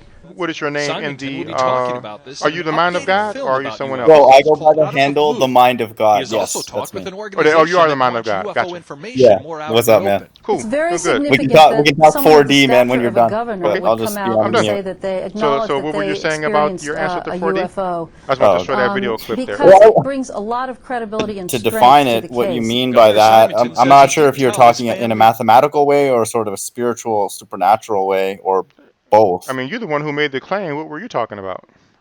Well, if you're talking about it from a mathematical way, we agree that those three lines that you made are basis vectors for three-dimensional space, right? That's the mathematical definition. So the mathematical definition of 3D is that you have three orthogonal basis vectors that if you create any point in that three-dimensional space, you can use a linear combination of those three axes to get to that point. Do you agree with that definition? Oh, yes. Okay, that's the way it's defined in mathematics. And so 2 dimensions, you just need two basis vectors like an x, y, and then in 1 dimension, you just need one line, one basis. And so you're and I'm not trying to limit your curiosity. I know that math people think about these things because routinely 4, 5, 6, 7, 8 dimensions is thought of regularly. You know, like matrices that are big are solving n-dimensional problems. So I'm not saying that it's anything strange, but for you to draw use those three basis vectors and then talk about representing a fourth vector, I was curious how you were planning to do that, or where you were going with that, because you can't do that. And your answer to the why we don't have access is the fourth dimension requires the spirit world to experience. Yeah, or you'd have to define what you're talking about. Here's why I say that. This is my last point before I let you answer. 4D, fourth dimension. It depends how you define it. Like when we, for example, when I used to process seismic data, we define the fourth dimension as time. So you'd have a capture, a three-dimensional capture of something, and then if you took time-lapse data, that would be the quote fourth dimension. So I have a feeling you're not referring to that. I think you're referring to a spatial fourth dimension. And if that's the case, I'd be curious to know what you mean by that, and then how you represented it or entered it. Actually, yes, that is what I came to as time. Okay, well so that's different. Sorry. Okay, that part. Are you talking sort of time travel, like looking in the future, or entering, a past experience kind of thing, or something like that? You're talking about traveling along the fourth dimension of time, right? Basically, to narrow it down. Yes. Okay, so I retract my statement, because I do believe people can see in the future, and I actually believe we're living in prophetic times. So people years ago have seen us literally in visions. So yeah, I do believe that accessing the fourth dimension is possible, and it's been done, many, many times. So I thought you were talking about a fourth spatial dimension. That's because that's a construct that people use, again, like I said, in mathematics to solve matrices and stuff, but you can't draw it. You can't. What you said was correct with your three fingers. Those are the three basis vectors for three-dimensional space. You would then be required to produce a fourth vector that is perpendicular to all three of those, and you would not be able to draw it without repeating one of those other three, and then so you would be only in 3 dimensions, which is what we experience. I would describe what I saw in the meditation, but I would really like somebody else to actually try the experiment and see what they see first, and then we could compare notes.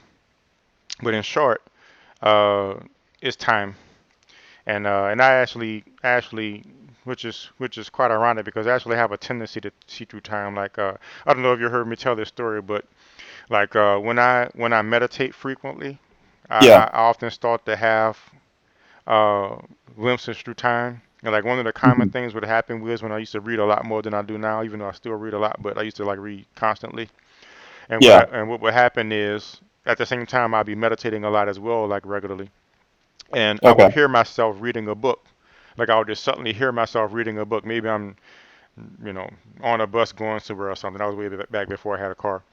Let's say I'm on the bus going somewhere, and I would just hear myself in my mind reading a book. And then let's say I'll buy a new book that I never read before, a week or two into the future, and I would find, like, when I get to page 10, this is the book I heard myself reading a week or two ago. You know what I mean? Yeah, actually, just to address somebody in the chat, in Seattle, Maldonado is talking about. So, what explains my constant deja vu moments? I believe in reincarnation. I believe this quote unquote accessing of this fourth dimension, this supernatural. So, sorry, I didn't know you were going along this line. So I would actually encourage that. No problem. So when you were saying fourth dimension requires spiritual world experience, you were saying it can be accessed through spiritual experience. Correct. It can actually, because just to give you an example, and you might actually sort of echo this.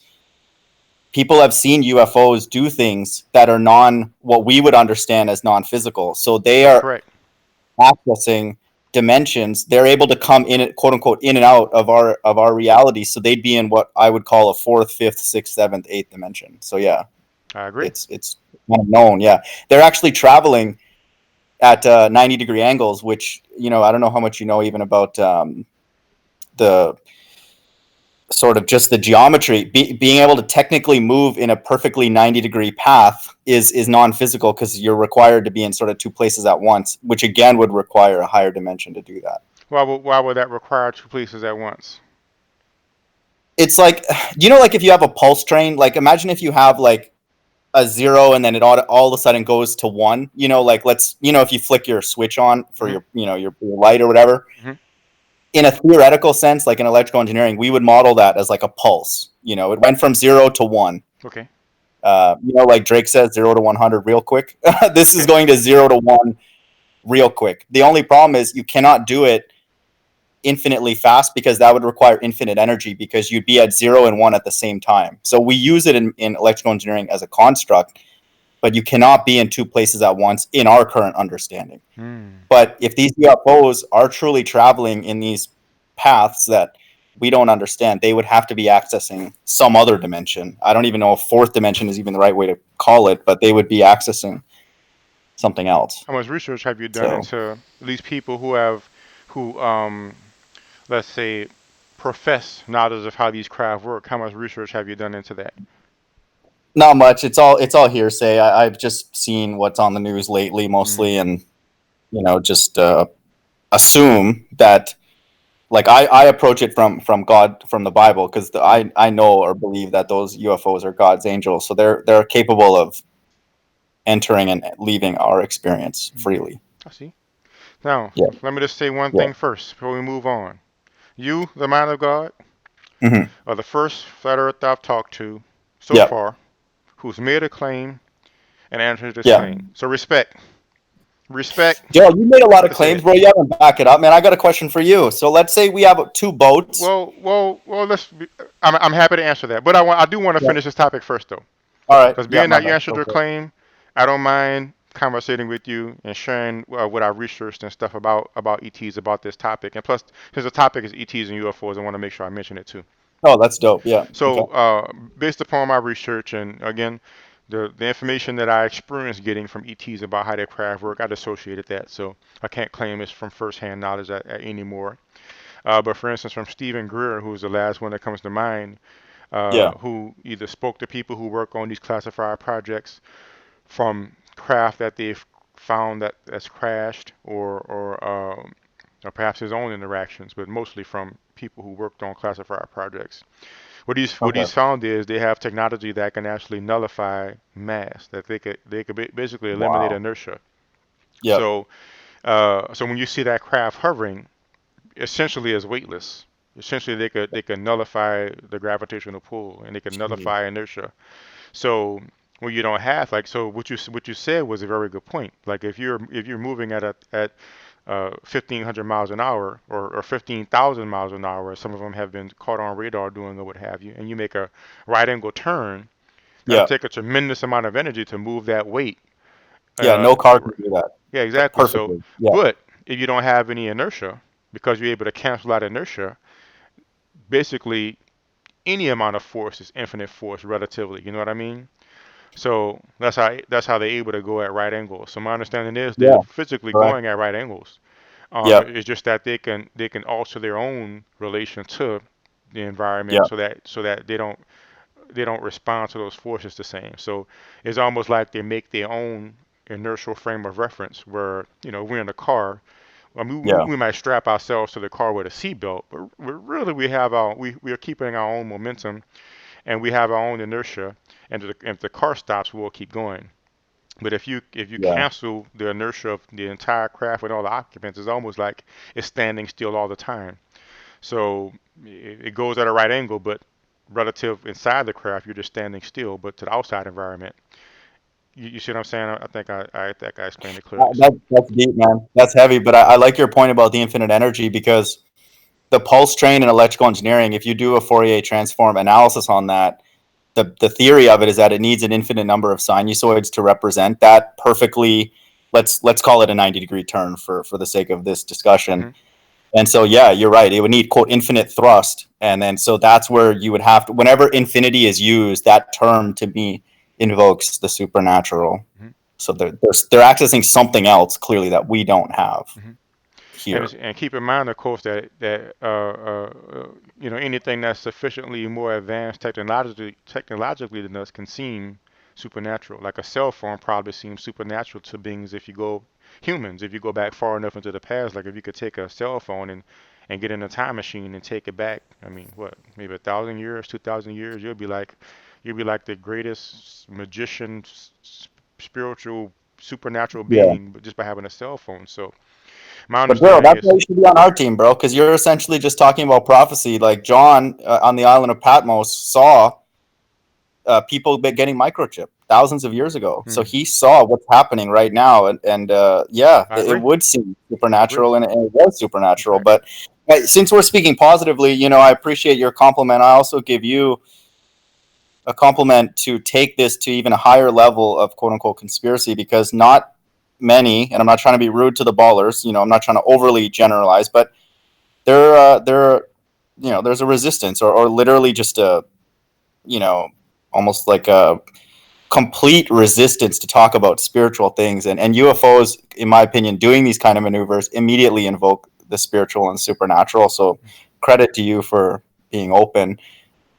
I would just caution you that this meditation and all this stuff that you're doing, again, I never want to ever, discourage people from engaging with the spirit world, because I think that if there is one, it's probably more interesting than this, than what we're going through. So I don't want to discourage that, but it's also requires a lot of care, just because there are spirits out there that are not, looking out for our best interests. And I think we see that in the physical here, but I agree. that would be my statement. I would caution. Yeah. I agree. Well, I'm happy to talk about that. So when I first started having out of body experiences, when I was a kid, this non-physical being used to chase me every night. He took the guise of this being called Freddy, and he would chase me around the neighborhood. He would chase me through different dimensions. Like every night, this being would chase me and chase me and chase me, and I was terrified. I was terrified to go to sleep. But of course, I had to go to sleep eventually, and then he would chase me. But eventually, I got so tired of it that I started to realize, well, maybe I could uh, alter this dimension. And eventually, I learned that I was able to utilize my mind to overcome this being, and I defeated it. And Nice. and it empowered me so Did you much. fast? Say again? Sorry, Daryl, did you fast? Were you fasting, or how did you, if you don't mind expanding on that, the overcoming it mentally? What was that? How did you do that? The actual process was Yeah, if well, you can first of all, I summarize. wasn't scared anymore. Secondly, Got it. I visualized a bunch of kids running up and beating him up. Like when you're in a non-physical state, what you imagine is as tangible as fabricating something in the world. So I Okay. visualized a bunch of beings coming and beating him up, and that happened. It appeared, and they just started clobbering the being, and he was just overwhelmed, and he just left me alone from that point forward. And then I started to actually seek out beings like this. I discovered that there's entire realms that might be called hellish realms or demonic realms, and I would go there and like battle Wow. these demonic beings. And so, and it got to the point that like I would be out of body. I remember one time I became aware out of body, and I was Bro, why flying. are you a ball earther, man? You should be on our team, like helping people understand the spirit world. All your colleagues are so anti-spirit, anti-God. It's pathetic. So you recognize that this stuff is real. Sort of. No, I have many, many, many reasons to believe that this. I actually genuinely believe the spirit world is actually governing the things that are going on here. We just obviously can't see it, or else we'd be overwhelmed. So yeah, there's quote unquote more activity in that realm than what's going on here. How do you explain then that I've gone out of body and went to the moon and gone out of body and flown into outer space and got on an ET craft and went into outer space and seen other planets? Wouldn't that then mean if you accept the spiritual that you didn't have to accept the globe and space? No, I mean, I think that's why I would caution you on that, because you're then now engaging with for me personally, a spirit realm or deity that is going against the Bible. And so I, again, have absolutely no reason to this point in my life to not believe the Bible and its narrative for what's going on here in the physical. So really, flat Earth The is Bible is mostly the a religious belief for you. Yeah, I would say like 60 to 70% of it. Yeah, I'm motivated by that. Well, thank you for sharing and being honest about it. Well, cool. Yeah, I'm fine with yeah. agreeing to disagree on that. But suffice it to say, I just said all that to say that I have had I know negative beings are there. Have had interactions with negative beings, but it got to the point that I would save people from negative beings. Like one time, I became aware out of body, and I was flying information with these non-physical beings, and I started this little girl being chased by this entity, and it reminded me of when I was being chased by this entity. So I flew down and I beat it up, and I took the girl back to her body, and Nice. and helped her get back into her body. And I Jeez. actually visited her a few times, like within the following weeks after that. So I have no reason to be There, I afraid got a of question for non-physical you. So, beings. not to use your own words against you, but earlier you said if you sort of focus like what you want to experience, if you focused on a flat Earth, do you believe that you could experience and see the quote unquote flat Earth, or do you think that Yes, I believe that that's would possible. not happen strictly because of the... I believe Okay, that's so possible. again, I'm not trying to but I'm saying like I'm assuming you don't use that as your quote proof for the ball Earth, just like I don't use the Bible as proof. To me, it's just evidence of it. Well, of course, You because see what it's I like mean? Like this. The difference that's is adding this. to your foundation. But Yeah. the difference is this. So just like anything else, you can test it and experiment. So it's kind of like when I Good. tell people about UFOs, right? Yeah. Like they'll say, "Well, do you know you really saw it?"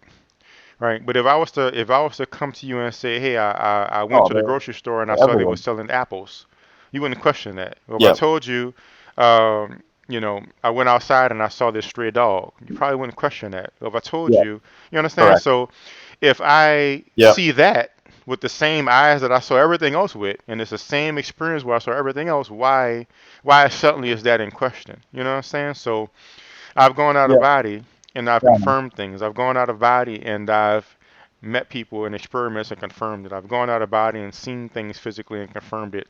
So I've gone out of body and I've tested it. So I know what a valid out of body experience is like. It's not like I'm just guessing at it. I could discern if I'm having an out of body experience and if I'm not. So if I have an out of body experience and I go to the moon and I'm at a moon base, I could differentiate that between a dream and a clear out of body experience or a vague out of body experience because I have the experience to to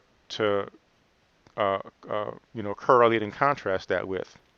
So Yeah. so in other words, it's not like I just woke up one day and that's the only experience I've had. I have um, I don't really know how many experience altogether, but I don't want to give a false number, but a lot of experience over the years to hone my ability to discern what type of experience I'm having. And I can let you know from experience that space is real and other planets is real. Just like just like Lewis was able to tell me that we met out of body, and just like I was able to validate what the environment around Big Ben looked like when I went out of body. When I finally was able to see a picture of it later, a physical world picture that matched my out of body experience. So I've done enough tests to be able to discern, in my experience, um, when there's an accurate experience or not. Um, so that's my position on that. So you do believe then, like even taking a step back from this, you do believe that a quote spirit, a non-physical being, created us, right? And this Earth and whatever. Obviously, you believe it's a ball, but you don't believe in the statistical Big Bang, Yes, in right? my experience, one mind made the Big Bang. Okay, well that's good. You believe in a creator of some form, like an intelligent, we're not a result of a statistical chance, right? No, no, that's Okay, not good. true. Okay, cool. Well, dude, that's a breath of fresh air because again, we're fighting. Again, I'm not trying to lump you in with everybody, but a majority of the people that you're associated with, for better or for worse, believe that the universe had a cosmic sort of statistical alignment and then created all the things that are around us, and that immediately, to me, at this stage of my life, really well. So I don't even really try and go there that much anymore because I know that that's ridiculous. Like a person can believe that, What's but going the on, Bandsaw? statistical probability of that happening is it's impossible. Hi, my friend. Oh, good. It's pretty hard to imagine that something could come from Yeah, nothing. it Uh, can't. Yeah, it violates the first law uh, multiple times. But yeah, it's just that So credit for you for not believing that nonsense. So. but that's a whole nother story. But suffice it to say that the Right. universe a mind did project the universe. But it's a different question of where that mind came from, though. But Yeah, fair enough. I would just say I would I would caution you, like I said earlier, but I would never ever want somebody to spirit world, because then that would be, in my opinion, hypocritical of me to say that, live in the spirit and act in the spirit but not engage with it.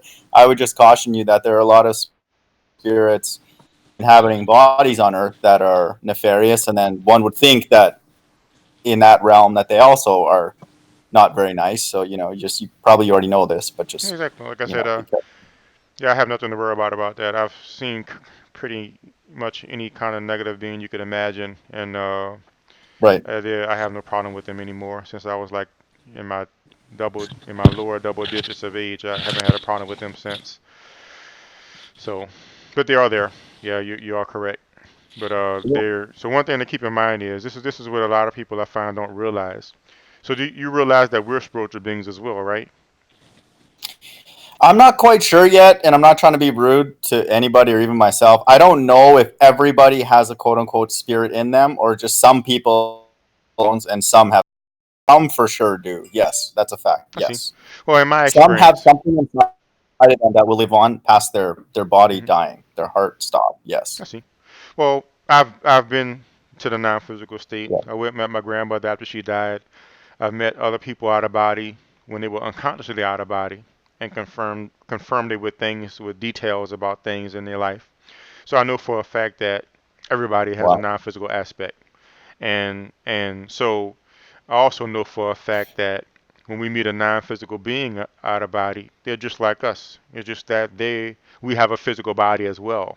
So just like how you said, there's negative people, there's negative spirits that inhabit bodies, meaning other human beings who are negative, right? Negatively Yeah. focused. So Yeah. basically, you kill that Right. person, and you kill that person's physical body, and the being is still negative. It just don't have a body anymore, and that could be a entity you see in the non-physical world. But just like how in the physical world, like I'm a man, you're a man, and we're just both humans, we're both equal. Mhm. It's the same thing in the non-physical. So people, for some reason, assume that just because a being is negative, somehow they're more powerful or something. I need to be more worried about them. I am as well. So whatever powers they have, I have the same Mhm. powers. So whatever they could possibly do to me, I have the same potential of force to do it back. Like somebody could punch me in my face, I could punch them right back, and I could keep punching you till you stop. Yeah. And that's what I found out with these negative beings. Yeah.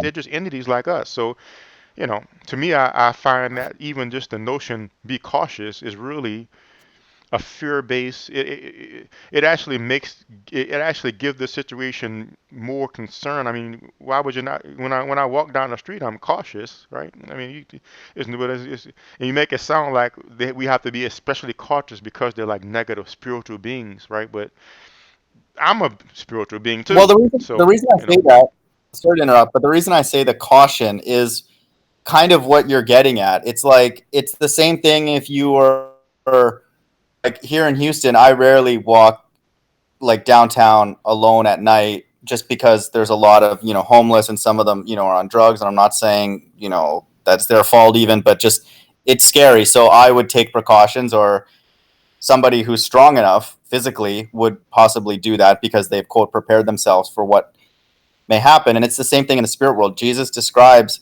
spirits that are subject to only him because it required him to fast, and his disciples were not able to cast out those spirits because they did not fast. And he is literally perpetually fasting in terms of his a hierarchy. So Christians believe he's the highest spirit on the right hand side, and every spirit beneath him left hand side obeys him. And so I'm not even actually taking away from your point that there probably are groups of low level spirits that you can kind of boss around. They're just there. They're just low level spirits. But I'm saying, I suspect, just from what Jesus says and other places in the Bible, that there's a hierarchy, and then the higher you go, requires someone on Jesus's level or fasting or prayer to quote control them. And that's in the scriptures. okay. Well, thank you for sharing. That's what I meant. You probably couldn't pick that up from what I was saying, but is that, again, I never want to discourage anybody from interacting with the spirit world, because to me, it's there. And if it's not, nothing will happen. It's like it'll answer itself. If there's no spirit world, then they're wasting their time. But in my opinion, it wouldn't even be a waste. It'll probably be meditation, quiet time, or whatever. But I do believe that there's one, and then there'd be the same things needed, just interacting with humans. There would be a preparation needed to interact with spirits, and I have a feeling that those spirits know a lot more than we do because they're in a different dimension. They have access to these 3 dimensions and more. What do you think about the part of the body. Bible that said, where Jesus is quoted as saying, "The things I do, you will do greater"? Yeah, that's not just him being humble. It's actually not just poetry. It's actually literally true, because Jesus, I think, did give his disciples certain spiritual powers, and I think that that they are able to do the things that he did, and possibly like bring people back from the dead. So in your experience, he was talking only to his disciples? Well, if he's, because greatness, the way Jesus would define greatness, would be doing spiritual things in a way that is aligned with his will. He wouldn't describe evil as greatness. No, I'm talking about just the you do greater. Are you saying he's saying only? Not just those that are around him. Then throughout human history. Any of us. Yeah. So or anybody who he would say. Anybody what? Anybody who he would. I don't decide who his disciple is. Anybody, you'd have to go and ask him. Anybody he would say. In other words, what I'm saying is not wasn't you or me. In other words, in your perspective, he wasn't just talking about people. He was talking about specifically his followers. You're saying. Correct. I believe they're. Well, that's where we disagree, as far as the religious. 144,000. What's we call them? So my understanding is, from my experience, like I said, any we're being as well. So we have the capacity of the same capacity as any other being. So. And you're right. Maybe I had to develop. Like when I first met that being, he scared the hell out of me and ran me everywhere, and I couldn't do anything about it, and I was just frightened. But it took some inner development and some focus to overcome him. So my experience is that whatever type of non-physical being we meet, again, we're still non-physical, and we could develop the same level of strength. So I think it's both. So I think your point is well taken. It's possible there could be a being that at current is more advanced than I am. That's negative. But from my point is, I also know that whatever powers or level of development any being could possibly reach, negative or positive, I know I could reach the same level. Yeah. So be cautious, but at the same time, don't be afraid. I guess that'll be the way I would put those things together. Yeah, and this might not make sense, but what I think the lack of fear does is that it actually, and this is also something in the human realm as well, is that Jesus's physiology control, his ability to will of God, control his disposition and his body, aligns himself more with the Most High. And then so when you're talking about not being fearful, I'm not trying to. Well, I think you mentioned earlier that you gain more and more control over these other spirits through your lack of fear. I don't want to put words in your mouth, but is that correct? Well, basically, that's close enough. And what point are you making? And I would echo that.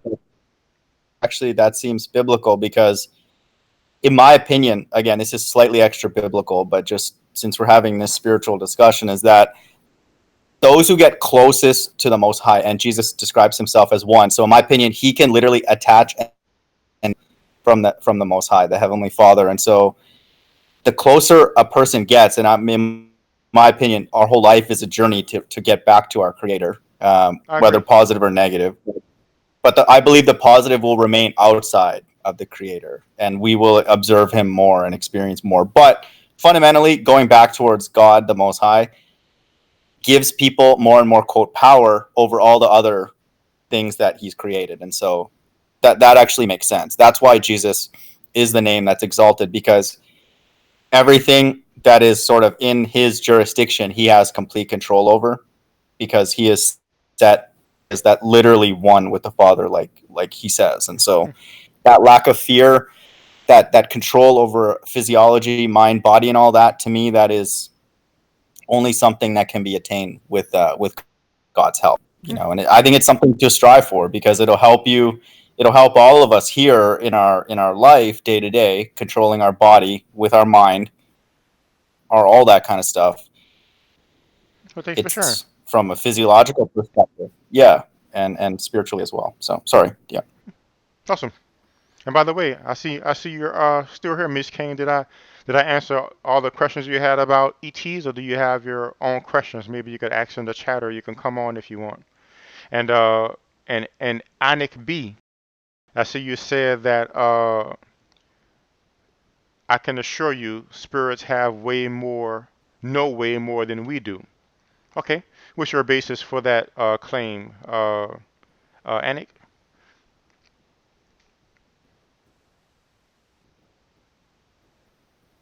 Maybe, I don't know if know more is a better way. They have a different vantage, because one would think if you're in a higher dimension, you have access to all the lower dimensions. It's the same thing as, like, if you're on the Z-axis, you can see everything going on the XY, right? It's kind of like you're hanging from the top. I would think if you're in the fourth dimension, you can see all the X, Y, and Z. Same kind of thing. Well, so going back to the extraterrestrial topic, I'm aware that we are actually a pretty basic planet, pretty low level planet.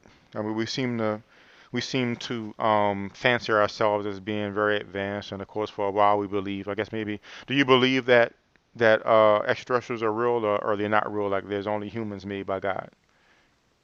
Those are God's angels. So you believe? I believe Jesus is a so-called black man, and I believe that the UFOs are actually piloted by so-called black angels, and people have seen that. You say Jesus is a what? Black man. I believe the Negroes in America are the biblical Jews, and Jesus looks like that. I've heard that. Even the Bible says his skin was burnt. I'm black but comely. Yeah, he's dark skinned. Yeah, he's dark skinned. But the angels, people have also, sorry to interrupt, but people have also not just seen the UFOs, but people who are piloting them, and they've made statements that the angels are dark skinned. I saw a video on SNL mocking that truth. So, like, God hides things on the left and the right hand side. So there's lots of, yeah. I'll let you know that for the sake of the audience there, that in my experience they're not all black people. I'm aware that my understanding is there is some black ETs, but there's some ETs from Pleiades that are light skinned, and there's ETs from I did an interview a few years ago from a lady who met ETs from, I can't remember what star system, but they looked like Indians, like American Indian people. Of course, I had a lot of experience with the Greys when I was a kid. Yeah. When I was a kid, so in my experience, the aliens are not. They're all different races. Some of them even insect type. Like several people have mentioned having sightings or interactions with the sort of mantis type beings. Riley Martin, and I'll pull up his website. Maybe we could look at some of his writings. He had interactions with and seen many different type of beings. Some of them insects, some of them reptilian. So in my research and experience, Sure, I got a question for you. Bro, I got a question for you. If the Earth is flat and can be shown to you, would you channel all this energy through the Bible, or would you still be a Bible skeptic at that point? Would you give the Bible more sort of, I don't want to use the right word. Would you filter a lot of these experiences through the Bible if it's shown to you that it's flat using a drone or rigorous? And I apologize. Let me make sure the stream is still working. I had to refresh. Are y'all able to still see the stream, guys?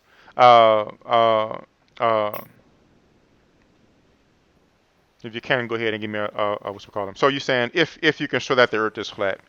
Yeah, because obviously it will be shown eventually without any obstruction. I mean, unfortunately, it's just inevitable. That's an impossibility because the Earth has been thoroughly, physically and non-physically shown to be a globe. So I mean, yeah, when, dude? I've been in this debate. I haven't seen it.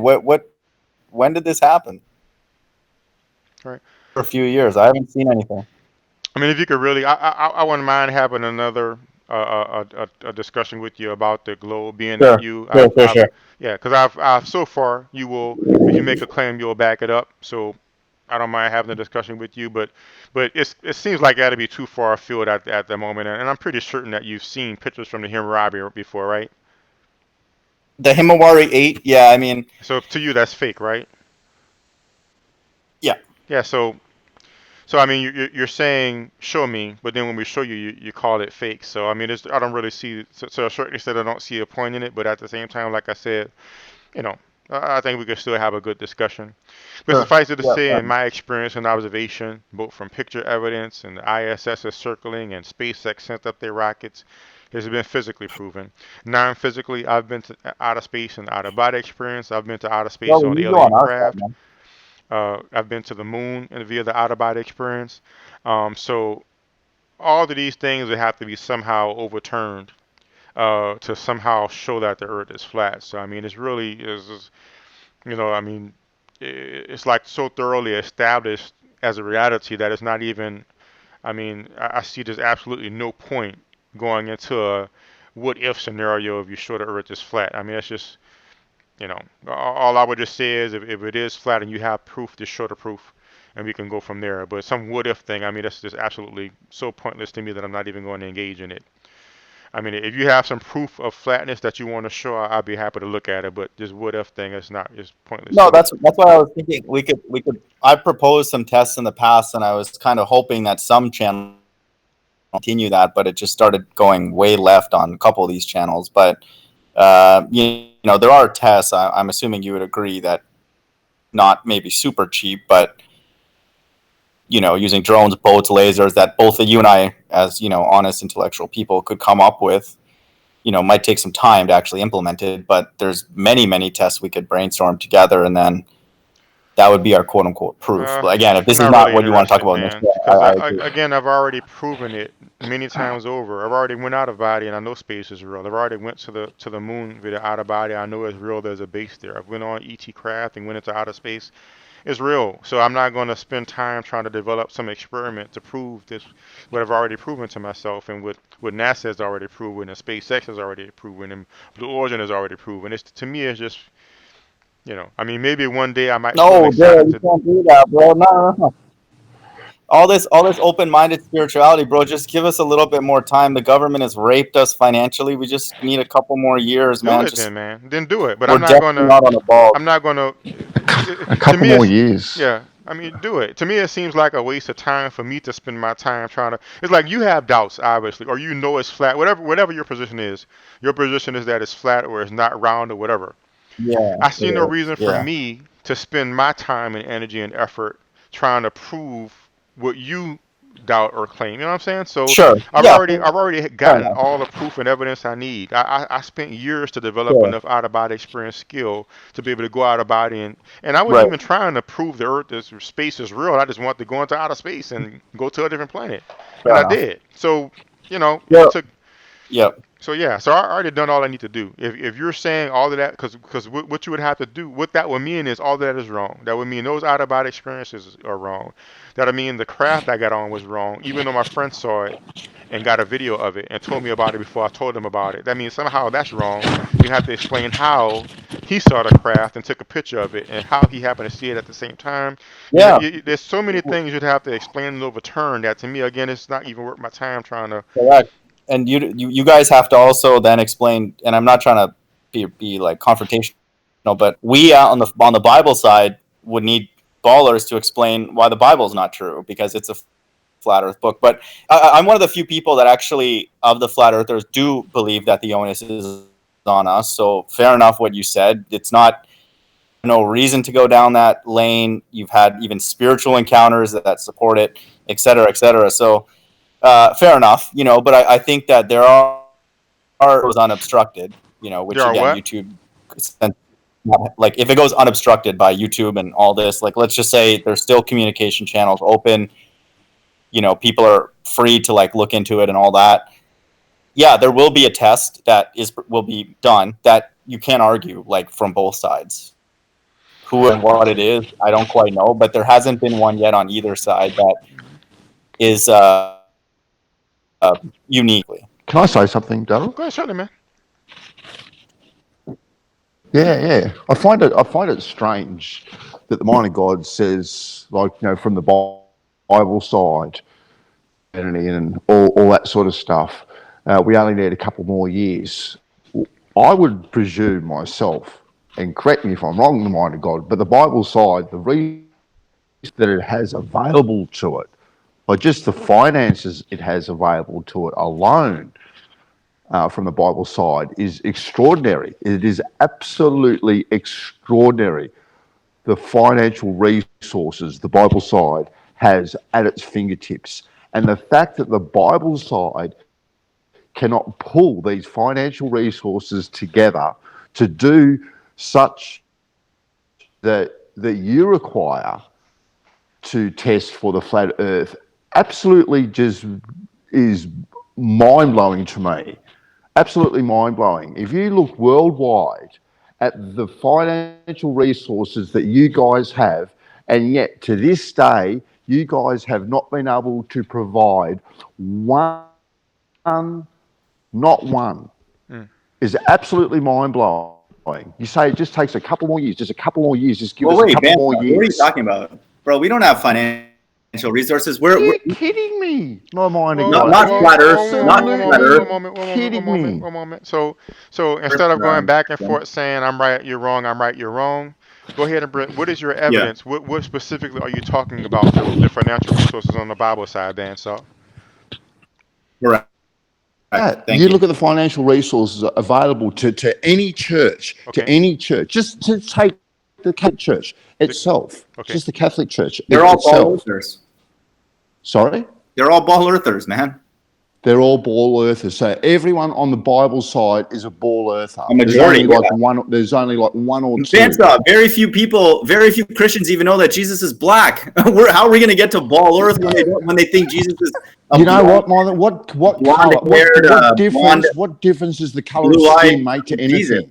What difference does it make, the color of skin? I'm telling you that a majority of the church is totally lost. They pray to a God that looks nothing like the way the God actually is. So forget about flat Earth. We're not even there yet with a majority of them, man. Are you kidding me? A lot of people are worried about what a painting looks like or a statue looks like, the color of the skin. Are you kidding me? He's a black man. What difference does it make if he's black, white, brindle?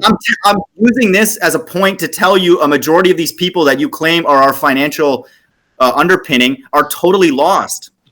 You know what? They're completely lost. It's obvious to us. I see a lot of God-fearing people on the flat Earth side. No, they're not God-fearing. They don't know what their God even looks like. They're lost. They don't talk about any of the evil in the world. They don't talk about anything. They're totally lost. They're just zombies. Are you Robinson Crusoe? The only true Bible-fearing person on the flat Earth side? Is that what you're trying to put across? What do you mean Bible-fearing? What the hell are you talking? Just that. I know what Jesus looks like. How do you know that, by the way? Yes. It's written in the Bible. It's hidden for those who are lost. People who think that he's white with blonde hair and blue eyes, they're lost. A majority of Christianity, especially here in America, they're totally lost. What? So how are we going to get to flat Earth when they don't even know what their God looks like? Well, put it like this: just get your proof, however long it takes. It matters who the Jews are. And then we can talk about it. I'll be happy to look at it if you can. Daryl is very likely to be a biblical Jew. His history has been completely hidden, and he's been destroyed mentally, like many other people. So Jesus is a so-called black man. This is like obvious. Mm-hmm. I mean, I'm familiar with the Bible verses that refers to that. To that effect, kind of. But just to set the record straight for anybody who wants to know, there's this guy named Greer who was met by these ascended masters, and they actually showed him what the people of that time looked like, meaning what Jesus would have looked like. And I asked the author this myself through email, and he confirmed that Jesus would have looked more like a Jew, like a Jewish person, but darker skin, like the skin of an Arab person, but sort of the features of a Jewish person. But it's not true. It's just not true. If the It's Bible not says true. different, they're not going to let you know that that would be an area where the The Bible is Bible says incorrect. different. People who But study Semitic but I just religion. want to throw that out there. We could agree to disagree on that, but somebody could look up If Gary you want, Renard's if you want writings to to check it find out, out. Daryl, I have a video. I have a video on my channel that doesn't rhyme off just one or two verses. It goes into all the reasons. But I recognize the Bible as being of historical significance, but I also recognize that it's been altered by human beings many times Sure. over the centuries. It's not a direct Sure. document, so Sure. it's more like it's kind of like almost like those novels that's like based on a true story, but it's still a novel, so it's been changed around. You know what I mean? Sure. Fair So enough. there's some true things in there, but it's not 100%. Daryl, check this out. Check this out. You know But that's enough of that something. topic, though. Okay, I fair wanted to enough. go ahead and Fair enough. finish. I was leading into something about the ETs. I was saying I was starting to talk about how we're a basic culture, like like some of the ETs, like the Pleiadian beings, are very like the beings who make this craft, right? Like you are correct. Like when I talked about the 90-degree turns, that's basically just a physical thing. They just know how to make themselves free of inertia. And like we were discussing, if you have something with basically no mass, just slightest touching and zooming off, right? So they could just go at a right angle. But people have also seen craft disappear and reappear. Yep. And so these have to do with different dimensions. So one way I'm starting to characterize these things is what we might call the spiritual dimension is simply just a different frequency of energy and matter. So they could simply take their spacecraft to a frequency where it's not affected by space and time in the same way. And that same massless propulsion, they can do it basically outside of time and space and just pop up at a different area basically. That's one way they can do it. Or like the way Bashar, who's channeled by Dara Anka, describes their travel. They can basically take a spacecraft and put it in its own field. Like basically they could separate it off from the universe in its own field so it's not necessarily connected to the universe. And they've learned how to plot. Like earlier you said that basically you take the XYZ axes and you can use those axes to just plot any point in space, right? You know, X1, Y2, Z3, or whatever. Yeah. Well, they learn how to do that. They've learned how to plot every single point in space. Well, maybe not every single point, but they learn how to plot enough to where if they're in Aldebaran and they want to come to the solar system, they can separate that craft off from the surrounding environment and impose upon that craft the vectors for, let's say, Earth near the moon, and it will just wink out from Aldebaran and appear Earth near the moon. So they can literally just wink out from here and reappear there. And these are physical beings. These are not, again. So in my experience and research from both because I've seen grays, I've seen even though the Pleiadian one is kind of vague, that was more of a dreamy type experience. So I can't really 100% count that as evidence for myself, but it lends towards. But that's still a vague one, but it lends towards the type of experience. But I've definitely seen grays. I've definitely seen the Assassini, which is a mix of human and gray. I've seen this humanoid type being with this bulbous head with brown skin. So in my experience, there's several different type of aliens, and they do have physical form. So when the guy earlier said non-physical beings have no more than us, the fact is you can meet non-physical beings that know more than us on Earth because we're a very primitive society, really. From an intergalactic perspective, we're quite primitive. Yes, that I agree with that. Yes, from what I see. Yeah, Yes. but when you get the beings like the Pleiadians or the Assassini, spiritually they're very advanced as well. Like when you learn about the way they think about things and their understanding. So I would say that is very unfair or unbalanced to just say spiritual beings know more than us, as if there's something different from us. You know, I know for a fact, like when I was around between 17 and 22, somewhere around there, I practiced going out of body to the point that I was conscious 24 hours a day. Like I would lay down to go to sleep, but I wouldn't lose awareness. I would just get out of body, and then I would be out of body until it was time to get back in my body. And I would get back in my body and pick up my body and go around the physical world again. So I was conscious 24 hours a day, and my reality took a sort of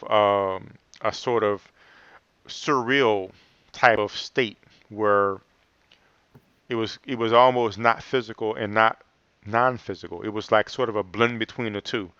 So I would be in body, and it would seem like a quasi-physical state, and I would be out of body, and it would also seem like a quasi-physical state. It would blend. But it freaked me out so much that I had to stop doing it, and I stopped practicing for a while so that my physical and non-physical states would separate again. Uh, but my experience is, again, the most negative and powerful non-physical being you could find, or the most knowledgeable spiritual being you can find, and highly spiritual, you can find a physical being in the universe that's just as advanced and just as knowledgeable. So the spiritual or the non-physical state does not in itself lend some kind of vantage point that's unique to the spiritual, because we're still spiritual. Whether we choose to access that spiritual state is another question. But any level of awareness, any level of height of knowledge, any level of vantage point that any spiritual or non-physical being can reach, I know from experience we can reach that same perspective. So to his point, there may be beings that's more advanced than people on this world, but again, that's because we're so backwards and non-progressive. But we could develop ourselves to that point. That's where the Buddhas and the Jesuses come from. And then when you get to like other races of beings, entire civilizations are that advanced. So that's my Dude, our experience and Earth is filled with observation. idiots, man. Like, we have complete morons everywhere on Earth right now. Like, yeah, I agree with that. The Earth is literally the dumbest that it could possibly be. So yeah, correct. Well, and I wouldn't say we're the worst. I mean, one of the planets I went to out of body, it was destroyed. It was destroyed in a war. So we haven't destroyed ourselves yet, at least on this timeline. So we're not as bad as you can get, but you know, there are some we are definitely not the highest advanced rate of beings. No, definitely. Do you think I'll scroll through the chats again? What's that? Let me scroll through the chats briefly. And if you okay. were about to say something, Loken? Yeah, I was just wondering if any of the beings that you've come in contact with, like, have talked about, like, maybe is there any like hostile alien civilizations that are like conquering planets, or is that just like a primitive thing that advanced species don't do? No, the fact is that does happen. If you look up Lisa Royal, there's only a few people. Like I've read many different channeled writings, but there's two channel writers or teachers whose works to me are true, and that's Lisa Royal and Darryl Anka. And Lisa Royal channels some of the Pleiadians, and they talk about the history of the galaxy basically. And there was a period of time where there were interstellar wars going on. And Bashar talks about those. I remember him. He would talk about those times. He talked about those beings. So my understanding is there are beings in the universe that are negative and that will rule. Oh, they're like people going here on the planet. They're like going from galaxy to galaxy. Just yeah, my understanding is there are. But this is what Bashar said about it. He said that ultimately we decide our own reality, and that's a Pleiadian thing as well. And the reality that we experience will be based upon how we think. So this is not the whole experience, but I'm just speaking just from one level, from the interplanetary level. If you have a very combative or fearful state of mind, then you'll exist at a frequency where you can run into those type of beings. But if you have a peaceful state of mind yourself, then in a sense you'll be invisible to those beings. So Bashar, the way he talks about their civilization, they never run into any type of beings like that because they're so peaceful and positive minded that they simply cannot be, they're just out of range of beings that operate at that level. So yeah, so that's the way it works. So there are beings like that there, but we won't run into them. Now, as far as this planet, my understanding is we have friends who will not let that happen here, like the Pleiadians and the Essassani. They're not coming here for no reason. So like my understanding is like Darryl Anka, his future life is going to be in that civilization, and like Lisa Royal, a future life of hers is going to be in that civilization. That big V-shaped craft that was over Phoenix, Arizona, they're called the Yael, according to the Bashar, the Yael. and they're going to be they're part of the results of the so basically like the Greys are basically humans from a different timeline that almost destroyed themselves, and they're using our DNA to help be able to reproduce again. And so the abduction thing with the reproductive experimentation, that's really going on, even though it's a lot less now than what it used to be. And that race of beings is an offshoot, according to her findings, of those experiments. So basically, they're coming back to their ancestors in a sense. That's why they're here. So the beings that are here are not here for no reason, and they will not allow things like that to happen, which is why they won't even allow us to start the insane people that we allow to be in charge of the nuclear weapons.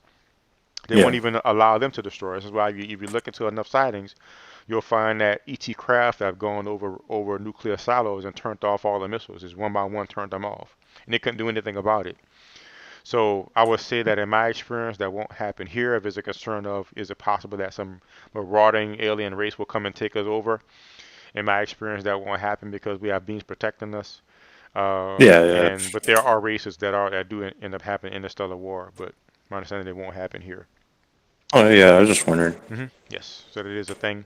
But another thing I understand as well is there's different timelines. So if you're very afraid of that, it's very possible you can access a timeline where that happens, because Bashar says that they don't access every timeline. There's other timelines that they don't access of Earth. So it's possible there might be a timeline of Earth where that happens, but only the people who align with that vibrationally will experience that, and the other people won't, if that makes sense. But I'm also aware that there's another level above that, but sometimes things happen. Like for instance, Mind the God was talking about Jesus. In my experience and understanding, he's a real person. He lived on earth. The way they religiously made him nowadays is almost nothing like his life really was. He was just a regular person. He wasn't like the son of God, like some unique spiritual, like special thing. He was just a regular human being who reached a very high spiritual level that we all can reach, which is why when he said, the things I do, you'll do greater,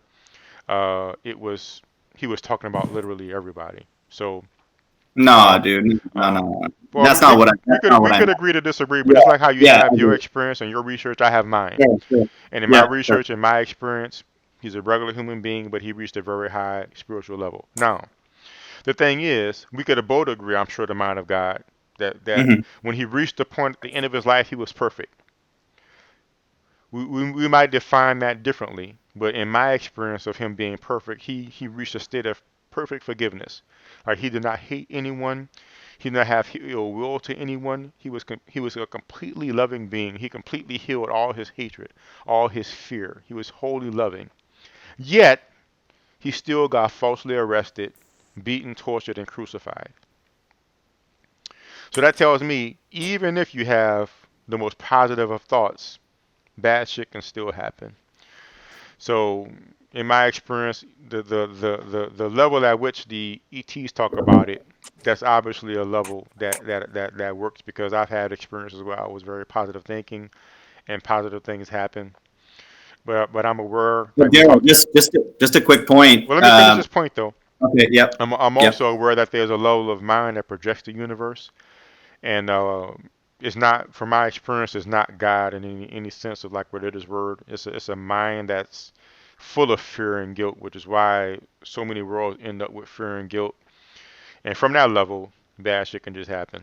So, but what I try to do in my life is I just try to do the best I can to try to be positive, so at the least, if something bad happens, I won't be causing it myself. And I just try to do the best I can to align with a timeline that ends up in the interplanetary society. That's why I started talking about why I give my OBE books away for free, and I'm trying to align myself with a mindset and a way of being that's matching that type of society, so I don't have to experience some marauding ET race or some, Orwellian dystopian government, which is where we're heading at. But I'm doing my best to try to steer myself away from that. What you want to say, mind of God? Daryl, just to challenge your understanding or definition of perfect, Jesus was not in my opinion, the way you presented that sort of hipster. In Luke 19:27, it reads, "But those enemies of mine who did not want me to be king over them, bring them here and kill them in front of me." So listed in mainstream Christianity is a complete joke. And he certainly was loving and compassionate and humble to those who were the same. But, those who rejected his divinity, his sacrifice, his oneness with the Father, he stated this in more sort of a parabolic way, but I believe, and many of us now believe, that that's literal, and we're in the last days, and he will actually be doing that. But anyway, so yeah, I would challenge what you just said about his quote perfection. It is not the way you describe. At least, certainly, this verse goes against that, and many others. Okay. Well, this was what I would say to that. We both agreed earlier. I heard you agree when I said that the Bible, I believe, it really comes from historical events, but in between now and then, it's been altered by man several times. It is not like a direct. It's more like a novel that's based on the true story. And I remember you agreeing upon that, right? Certain translations, yeah, and some of them are specifically there to remove, for example, Jesus' skin color. There are some versions that literally will just based upon that point, we could both. Do you think there's any version of the Bible that today is a direct 100% reflection of what we have learned if we would have been there at that time? Yes, I'll agree with you on that. Yes, correct. There's no Bible that's 100% reflection. Yeah, I agree with you on that. So that means to quote any verse that totally underrates, or basically it points out that it's overrated to refer to any specific verse, because unless you can somehow prove that verse somehow made it through the filtering. I'm sure you're aware of the Nicene Council, right? Mm-hmm. People got together. Huh? Yeah. Yeah. So, but also, I think you're aware of statistics, right? If you have many that support one sort of narrative, then I agree. If that was the one verse that was plucked out, there might be room for debate whether it should be taken literal or whatever. But yeah, I mean, there's the whole book of Revelation reaffirms this. But you're getting at. Well, the problem with that is this, though. According to my research, some things were copied. So in other words, if I tell you that that I don't know, that if I tell you that this bowl is blue, if I tell you that the bowl that's sitting on my table is blue, right? And you write it down, then you saw it was red, right? But I tell you it's blue, and you write it down, right? Yeah. And let's say somebody comes along and they copy that, and somebody else comes along and copy that, and let's say 10 people copy that. Yeah. Does that make this bowl blue? No, of course not. So if you research Bible scholarship, you'll find they mention something called the Q gospel, like this mysterious gospel. And so what they found is that several of the different stories come from the same source, but were just copied multiple times. Yeah. So what that means is just because you might have several chapters of the Bible or several verses of the Bible mentioning the same thing, that doesn't mean it's true. So you will have to come with something different other than it was said several times, because different people can repeat the same inaccuracy.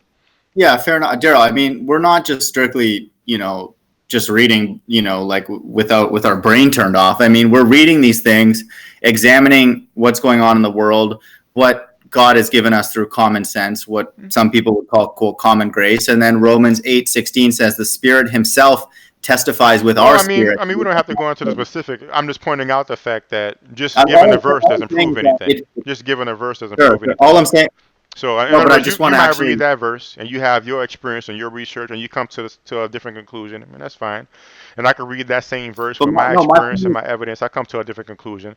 But just pointing to a verse doesn't mean that's the way it is, because we both agree that the Bible is not 100% what it was. You missed the point. The verse is, you didn't even listen to what it said. It's talking about the, quote, spirit, which is outside of the Bible. So it's saying that there's a spirit inside of us, which I think you would agree based on this whole discussion. It's saying that the spirit that's in Christ, the spirit's, that's the Most High, resonates with ours, and there's a communication that we don't always understand, but I believe it to be there because a lot of us are drawn to truth and we don't know why. So those spirits are interacting, and Romans 8:16 says that that interaction identifies us as God's children and gives us the ability to discern whether certain verses. Again, what you're saying overall doesn't match my research and experience, so we'll just have to agree to disagree. I mean, you can refer to a verse, but again, it's not a direct 100%. You have not been able to give any proof that verse. You have not been able to give any proof that particular verse is 100% what would have been back then. So you're still going off, like you said, your experience and how you see things. So again, we could disagree to disagree. But until you can give some kind of evidence or proof that yes, this is a direct verse straight from what Jesus would have said back then, and here's my evidence, and here's the original version that they dug up somewhere. Unless you can do that, we're still going to have to. That's the same as me asking you. I'm not going to believe the ball until I go out in outer space and see the ball. You can't do that for me, and I obviously can't do what you're asking. So that's an outlandish request that you're making. Just to round out my point. My point was that a spirit that is in us. Again, I don't want to just talk. My point is not to just talk about. I appreciate your belief, dude, I have like 10 more words and I'll finish my point. No, you're not. What I'm saying is, I understand you have your beliefs, but my point here is not to have a Bible discussion. So that's not what the show is for today. Maybe we can have another show about that, but the show is not about having a Bible discussion. And my understanding is you believe in it, and you want to proselytize or just share your word or whatever, and that's fine. But that's not what the show is about. So I just simply pointed out the fact that unless you can show some kind of proof that that's the direct word of God or something, which you say that's an outlandish claim, you can't do that. That means you're just coming from your interpretation or experience. So we just have to agree to disagree, and I'll just try to stay on topic. What's going on, Cruising with Jay? Doing good. So I won't stay on much longer. I'm actually on a bit longer than I planned, but whenever there's a good conversation, I might stay on a bit longer. So I'll just scroll through the chats and see if there was any questions I missed. Do you have any follow-up questions about ETs, Loken? No, not really. Thanks for sharing, man. You're welcome. And Junior, and that's Anacito Maldonado Jr. said the last time he engaged with the spirit world, something was dragging me out of bed. No thanks. So, there was this lady, I forget her name now, but that's how she first got into the out-of-body experience. Like, regularly something would grab her and drag her out of bed and like drag her around. So that does happen. I remember one time when I was when I was practicing a lot, there was this non-physical being. Like I told you, Loken, about how when you get to that theta state, it's primed for non-physical. And sometimes I would get to that theta state, and I would be able to hear all the telepathic thoughts of humanity. So, and sometimes I'll be able to hear into different dimensions. And one time, this non-physical being started coming and was saying, "Meet me." She was telling me, "Meet me." She wanted me to meet her out of body. So I was working on trying to meet her out of body. But one time I was trying to get out and I was stuck. I could move the middle of my non-physical self, but my head was stuck and my feet were stuck. And I asked her to help me out, and she went into the floor and flew up and tried to like ram me out of body, but I still was stuck. She was like flying up trying to ram me out. So it's not necessarily a bad thing. I mean, I guess it could have been some negative being trying to scare you, but it's not going to hurt you. I've had non-physical beings like that non-physical being try to help me out. I've talked to non-physical explorers who went and helped people out, and again, I've read about people being dragged out non-physically. I guess it's not so uncommon of a thing, but it can't hurt you. They could just drag you out and maybe scare you a little bit, but then you could just explore after that if you want. So it's not really such a big deal, but I understand it can be frightening when it's happening if you don't know what's going on. But yeah, non-physical beings might grab you and pull you and poke you. I've experienced all of that. And it's cool that your father knew your brother was going to die. And I think I addressed Annick's spirit thing. And Bandsaw say I don't put much credence in the Bible myself. I don't either, really. I take my experience and my research and I go through it and I see what truth is there, and I just discard the rest. But there is some good truth in the Bible that I've found. Correct. And I agree as well, Bandsaw. In the end, it doesn't matter what skin color Jesus is. It really matters his message. But the fact is, I was really interested and I want to know the truth. And since Gary Renard, it's a long story about the experience he had, but suffice it to say, these ascended masters showed him exactly what the people at the time looked like. and it was good to know what he looked like. And Daryl, let's say your kids drew a picture of you. Well, let me get through the I don't mind engaging you again, but let me get through the comments first. I just want to make sure I get through all the comments. But it was good for me to know from my experience. Gary Renaud knows what he's talking about, and everything he said in his book. At least I will say, I can't say every single thing, but because I haven't had enough experience to validate every single thing, but I accept his books as true. So I accept their explanation of what Jesus looks like to be true.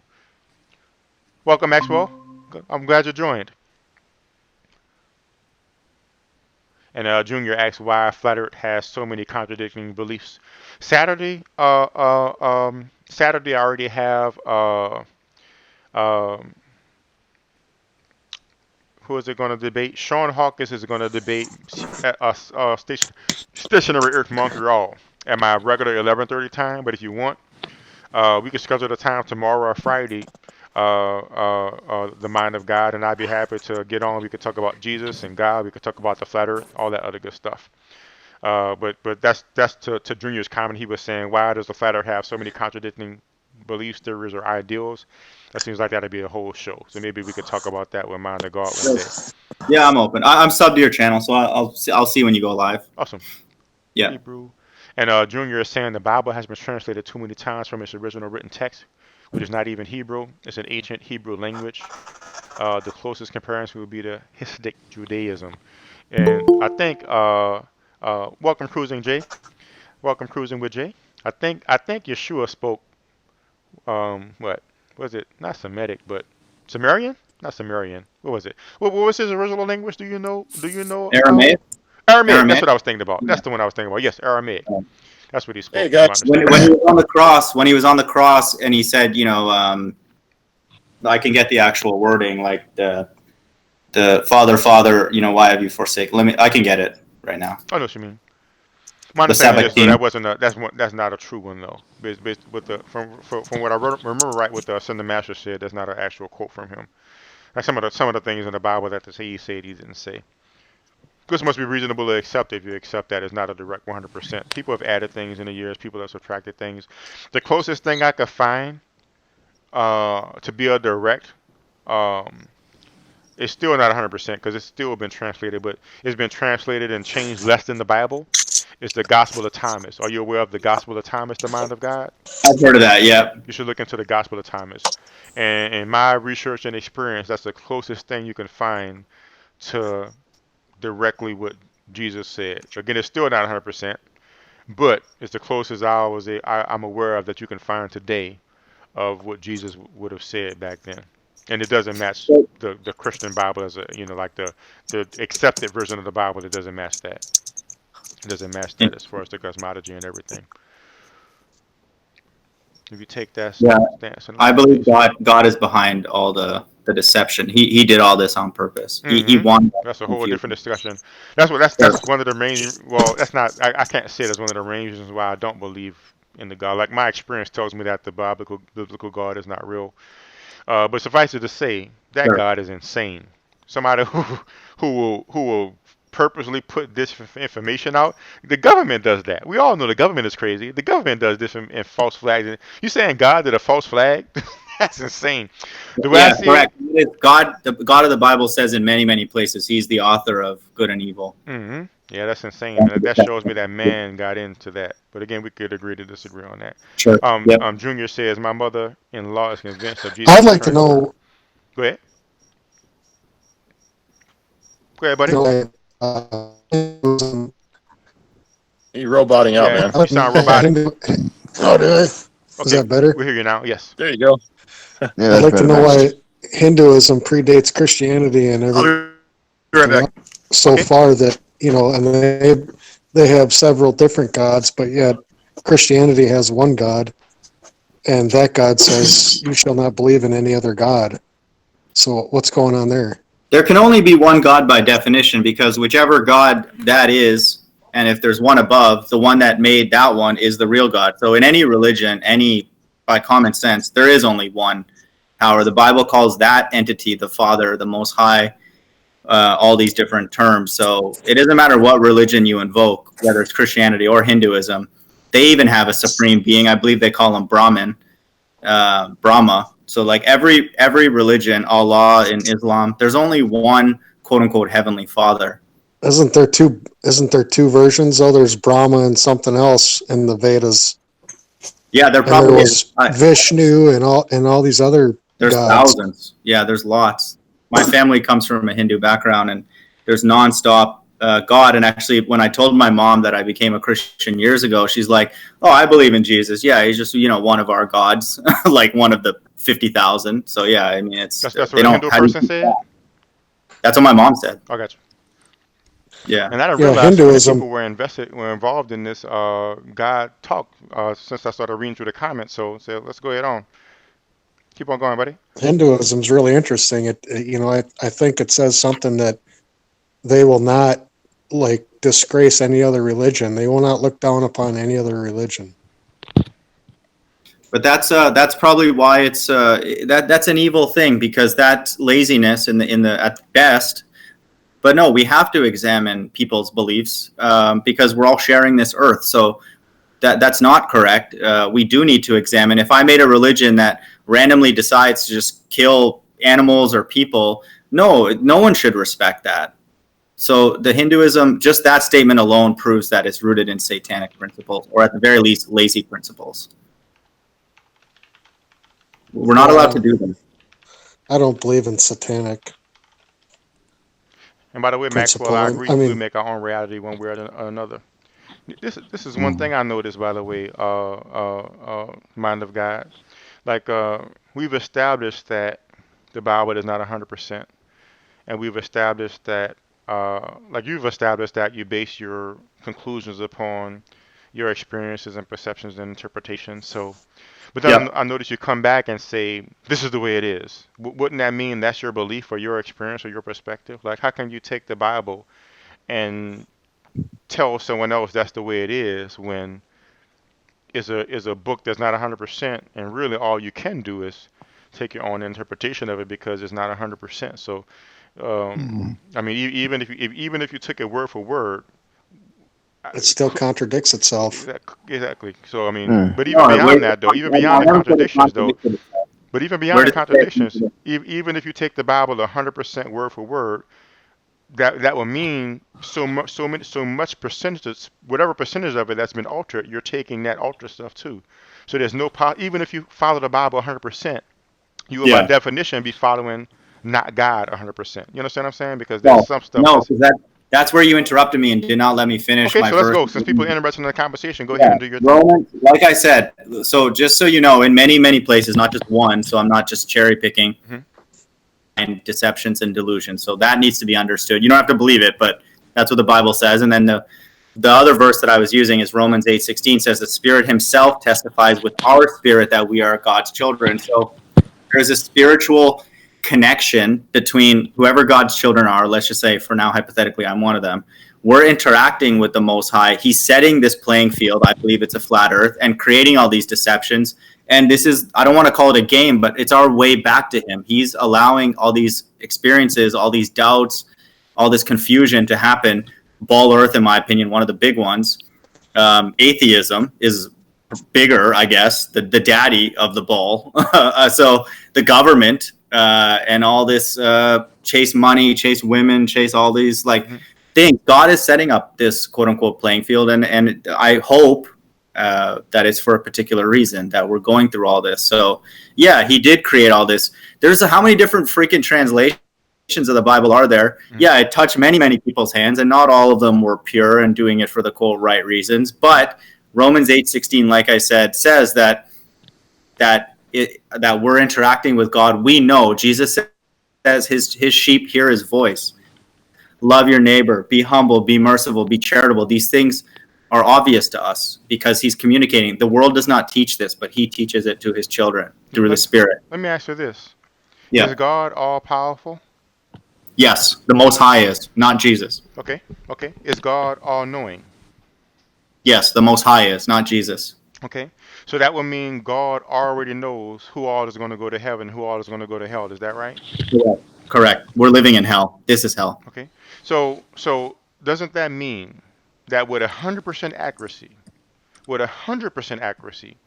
yeah, if you wanted to, God will be able to snap his fingers, proverbially, or Yeah, whatever, I know what you're and saying. make Yeah, all the people who's going to go to heaven now without the suffering. Is that within his correct. power to do? Yes. So I would never, ever, ever, ever, ever, ever, ever worship a God so insane that he's all powerful and he already knows whether I'm going to go to heaven or hell or not. So if I'm going to go to heaven, he already knows that 100%. He already knows Yeah. every single decision I'm going to make. But yet, he'll have me go through, 7, 8 decades of what you agree is hell to get to him when he already knows what the conclusion is going to be. That's an insane being. So to believe that there's an all-powerful, insane being, I mean, the way Alton Persa described it, or Gary Renard described it, is like child abuse. Like imagine if you knew that you were going to give your kid this candy, but you make the kid run through a desert and walk on broken glass and all kind of crazy stuff just to get to the candy. If you love the child, just here, take a candy and be happy. I mean, it makes absolutely no sense to me. And I really think it just makes no sense because an all-powerful being who knows you're going to go to heaven, but you know what I'm going to do? I'm going to sing you through 70, 80 years in hell just to get to heaven when I already know you're going to go to heaven. I mean, it would be more sane to simply just, boom, all the people who's going to ever be in heaven is already in heaven. Boom, Yeah. all the people who's ever going to be in hell is already in hell, and now we're done. Yeah. Yeah, so that's insane, man. So I would never, ever believe in such an insane being that's so stupid. You know, To me, that's just absolutely stupid. So Daryl, your point is valid, but just my point that's even to double down on that and tell you something that's even more quote unquote insane. I'm sorry, but I didn't get the other half of my point too. So we got that, and you said that's valid. My second point is this: you're still going to Bible verses that you haven't proved is a God one. You're still going to Bible verses that you have no proof of determining is this one that's directly from what Jesus said or what God wanted, or is this one that the Nicene Council added or subtracted, or is this the one that somebody got wrong? You still are not able or have not yet proven, and you said yourself is an outrageous claim. You can't go and dig up some document right now that shows this is directly from, and even the disciples. Are you aware that the disciples themselves didn't write what they wrote until years and years after Jesus was dead? Yeah, Anyway? I've heard that. Yeah. So even the original, even if you got an original one, it'll be like if I was to, write a journal now about my out-of-body. So even now, you hear me when I talk about it earlier, I can't even remember the stuff these ET beings told me because it was so long ago. So it's the same situation. You have people who's writing. First of all, the first people wrote about it years and years after it happened. Then after that, people came along and changed it. Then the Nicene Council, even if they want to do it perfectly, people are not perfect. And then you have the Nicene Council that came along and chopped things up.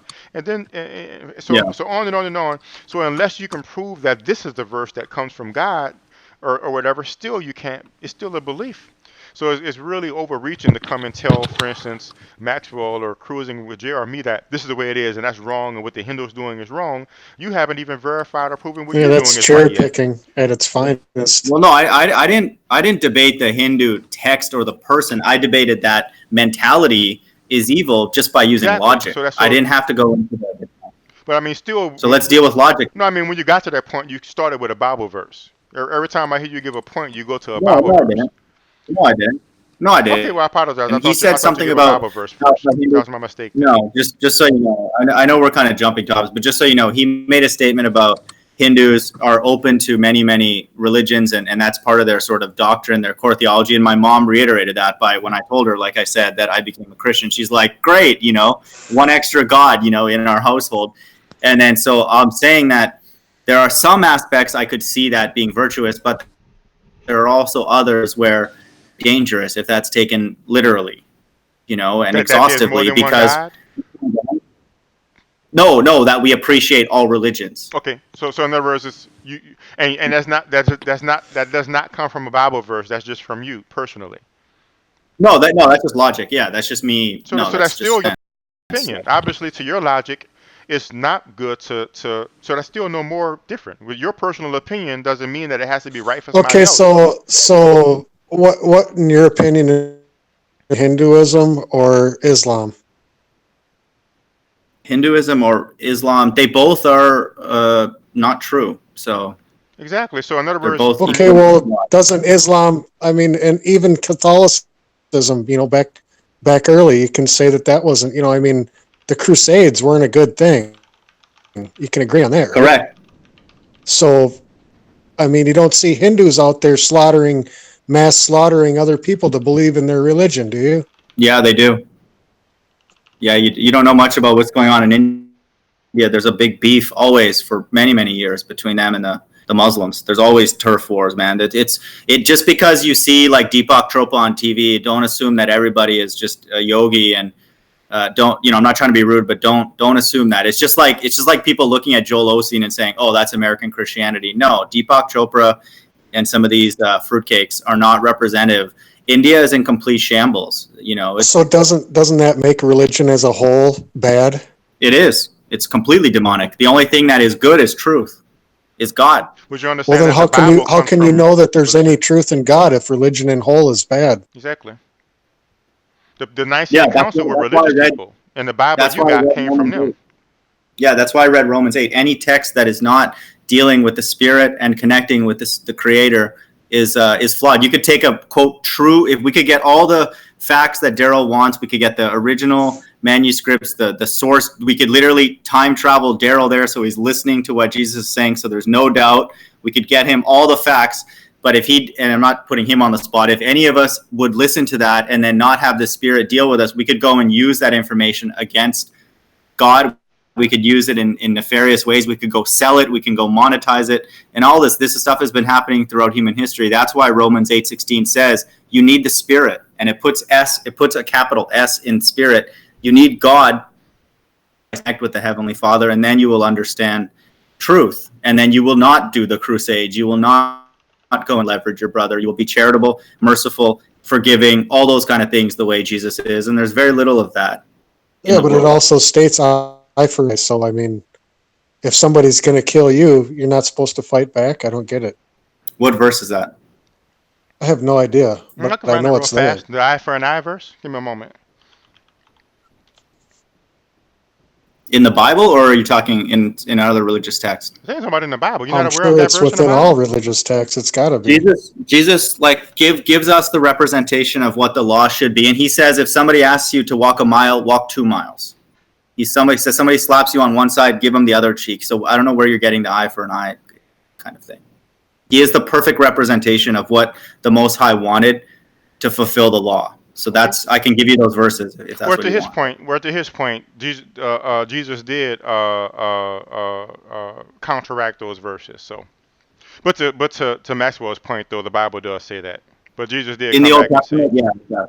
Yeah, there would be verses. I do feel like there is sort of a narrative going on where people are given the law, people are being groomed, for more and more truth, and then God. This is again his narrative. I don't give me credit for it or quiz me on it. He did all this. He made all of us, but he then brings Jesus Christ on the quote unquote scene to give us the perfect expression of all the things that he taught before. The reason, God can come and tell me, for example, and I've done a video on this.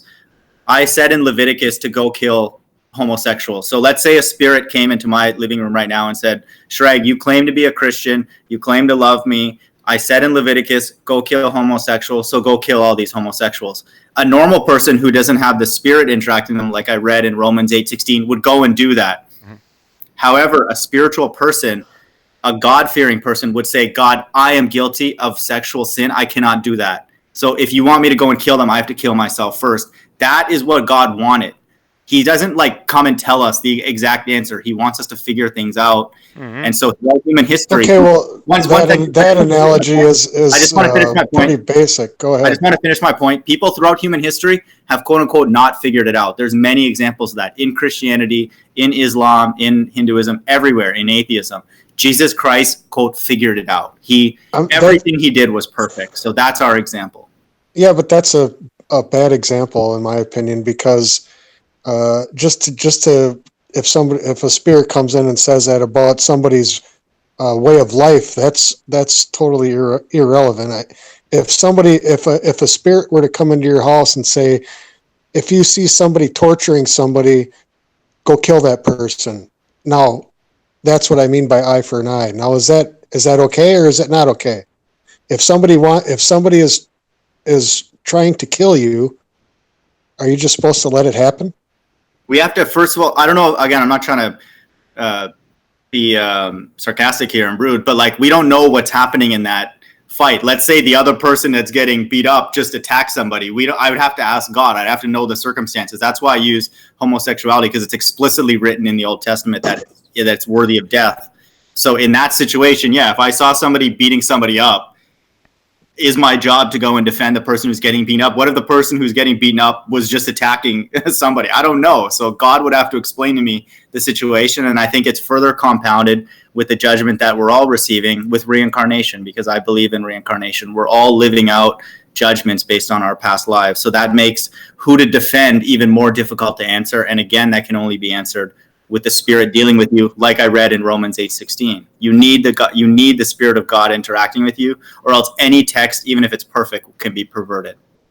That's weird that you say you believe in reincarnation, but believe that we're living in hell right now, because from what I understand, from what somebody has told me, and I'm not sure if it's the Hindu religion, he was from Turkey, so I don't know. But the Bible teaches it. He said that you're here on this earth now because you either did something bad in heaven or you did something good in hell, and this is your final chance. That's an interesting way to put it. I've never heard that. But it's complicated. Again, it's very complicated. If I've come across on this hangout as if I'm oversimplifying and just coming with the Bible and smacking everybody around, that's not what my objective was. I was trying to see and listen to what Daryl's experiences with through the lens of the Bible, and from what I've heard of people through my interests years ago and near-death experiences and all that kind of stuff, that, you know, if one would think, just using logic, not the Bible, if there is deceptive people here on earth, many of them, corporations, entities, one would think that if there is a spirit world, that it would be just as coordinated and potentially even more sophisticated in that world. So I would, again, like I said, I do not want to hold people back ever to engage with that world, but you got to be ready. You know, you have to be, like kind of Daryl was getting at, and Jesus even reaffirms that it requires a certain level of purity to interact and quote unquote defeat some of these spirits, because they're wicked. The Bible, even Paul says that there's spirits, there's principalities, there's rulerships. Why God made these spirits, no one knows. That's how do we even know what a spirit is? That's impossible to answer. So I certainly don't have the answers, and the Bible doesn't have all the answers. Even to some extent, Jesus doesn't have all the answers, because he doesn't even know what the timing of the end times is. So he was created by the Most High. I believe he's superior to all spirits, but he still doesn't know certain things. We cannot know what an infinite entity knows. That's impossible. So just the spirit in and of itself, what Daryl's talking about, that he's interacting with the spirit world with his spirit, that in and of itself is impossible to understand for us now. So we don't have all the answers. I totally agree. So your near-death experiences, I mean, that's crazy that you say that. I mean, because I know for a fact that I should have been dead at least 3 times, and here I am. That terminology is strange to me, because, and I wonder if Daryl would agree, that's not death, that's actually life. When we leave the body, we're dead here in this state. We're limited by our body, our pain, our brain. The spirit world is life. That's why Jesus says, those who worship God must worship in spirit and in truth, out of this body, out of all the limitations. So that's you've actually passed into life, and then you've come back into death. I'm not trying to be rude, but we're living, it's literal hell for a lot of people. And but it's also spiritually described as hell in the Bible. What can be worse than this? What can be worse than this? I disagree that this is hell. I disagree. I disagree too. I totally disagree. I have a very blessed life, by the way, guys, and I have a lot of good. Sorry, Daryl. I don't mind y'all continuing on the hangout, but I'm gonna have to leave so I could get some sleep. But give me a moment. I'll close the stream, and y'all are welcome to stay on the hangout and continue to hash this out. It sounds like it's a good conversation. And by the way, is Friday good for you? Because I don't think it'd really be fruitful for us to talk about the Bible, the Manda guy, because and then in the end it'll just end up our own personal experience and perspective. But sure. I don't mind getting with you to talk about the flat Earth on Friday at 8:30 Central Time. What do you think? Yeah, there's I should be able to make it. If you can just did you just leave the open link open, or do you want a private sort of? Oh no, it should be the same link. So we could use the same link, and I guess a the link only to thing that worries me. Sorry, Daryl, to interrupt, but the only thing that worries me is that if you're not open to coming up with tests that we both agree on, then I'm just going to tell you stuff that I've seen, and you're going to tell me stuff that you've seen, and it will potentially be unfruitful. Well, but if you want to brainstorm, correct me if I'm wrong. If you have a proof that the Earth is flat, it should. No, I never said that. No. What I'm saying is, if you have a proof that the Earth is flat, then it should stand on its own. Is that correct? Yes, correct. Okay, which I believe has not been presented on either side. Okay. Well, I would have said just get your proof. But I mean, so in other words, you're saying you don't have any evidence that the Earth is flat already. We don't have a 100% repeatable proof that is unique. No, because it could be the stuff that's going on with the images and the lasers. I think it's great, and obviously to me, as a strongly supportive of flat Earth, but there could be like a slight curve. I'm talking about that level of precision. No, it hasn't been done yet. I think it would take a little bit more time, sophistication, and money. And in my opinion, GPS drones are the two of the things that will be needed off the shelf, unless the government is involved. My perspective is this. I mean, trying to make an experiment where trying to confer with you on an experiment that can prove the Earth is... Huh? Let's call it a test, not an experiment. A test that can prove the Earth is flat is like me trying to make a test to prove this bowl is blue. The bowl is red. Don't matter how many tests we try to figure out, the bowl is red. We could try to, there's no test to make it, the idea of a test to prove it's blue or see if it's really blue is nonsensical. So the Earth is, you may not open up your mind, but you should open up your mind because the whole Bible supports the flat Earth. That's a big deal. Look in the mirror, dude. Look in the mirror when you say open up your mind. So, what does Hinduism say about the Earth? But I'll just say this though. I was trying to get that date set. I still don't mind talking about the if you want to get together Friday and talk about the evidence you do have, and I could talk about the evidence I do have, and you could let me know why it's false. I'm fine with doing that. So. Would Thursday be better for you? Again, I'm not trying to avoid this discussion. I already know what's going to happen. I'm going to approach differently than you've probably heard before, and I don't think you'll like it because I'm going to approach it from a mathematical perspective. I'm going to mention things about uniqueness, rigor, exhaustive. I'm going to ask you for mathematical proof that you've exhausted all the different geometries, and you will not go there. I've heard some of and I'm not trying to be rude, but that's where I would go because, like I said, the Bible's at stake here. So I'm not just going to do the Angles Polaris nonsense that. Do you have proof that the Himurari is false? Is a fake image? I don't even know what the Himurari is. Like really, truly. I was speaking in shorthand. Do you have proof that the images of the Earth from the Himurari satellite that's orbiting at 22,000 miles up is a fake image? No, and you don't have proof that it's a legit one. So we'd have stalemate there. That's cancels out. So you already know what evidence I could present. So that's what's going on here. If you did, we would not. But we could just agree not to talk then. We could agree not to talk. But let's go ahead and I'll close the hangout. Hopefully everybody enjoy it. This is Darrell E. Barrett Jr. This was Realizing the Shape number 31. And I'll be back on Saturday at 11:30 a.m. And Sean Hawkins will be debating Stationary Earth Montreal about whether the Earth moves or not. Whether the Earth is stationary or whether the Earth moves. So that'll be Saturday of this week at 11:30 a.m. And like I said, all of y'all are welcome to stay in the hangout and hash it out. It seemed like y'all was having a good conversation, but I will have to wake up early. So thanks for hanging, guys, and I'll be back on Saturday at 11:30 a.m. Central Time. Next time, Darren. Awesome. Cheers, man.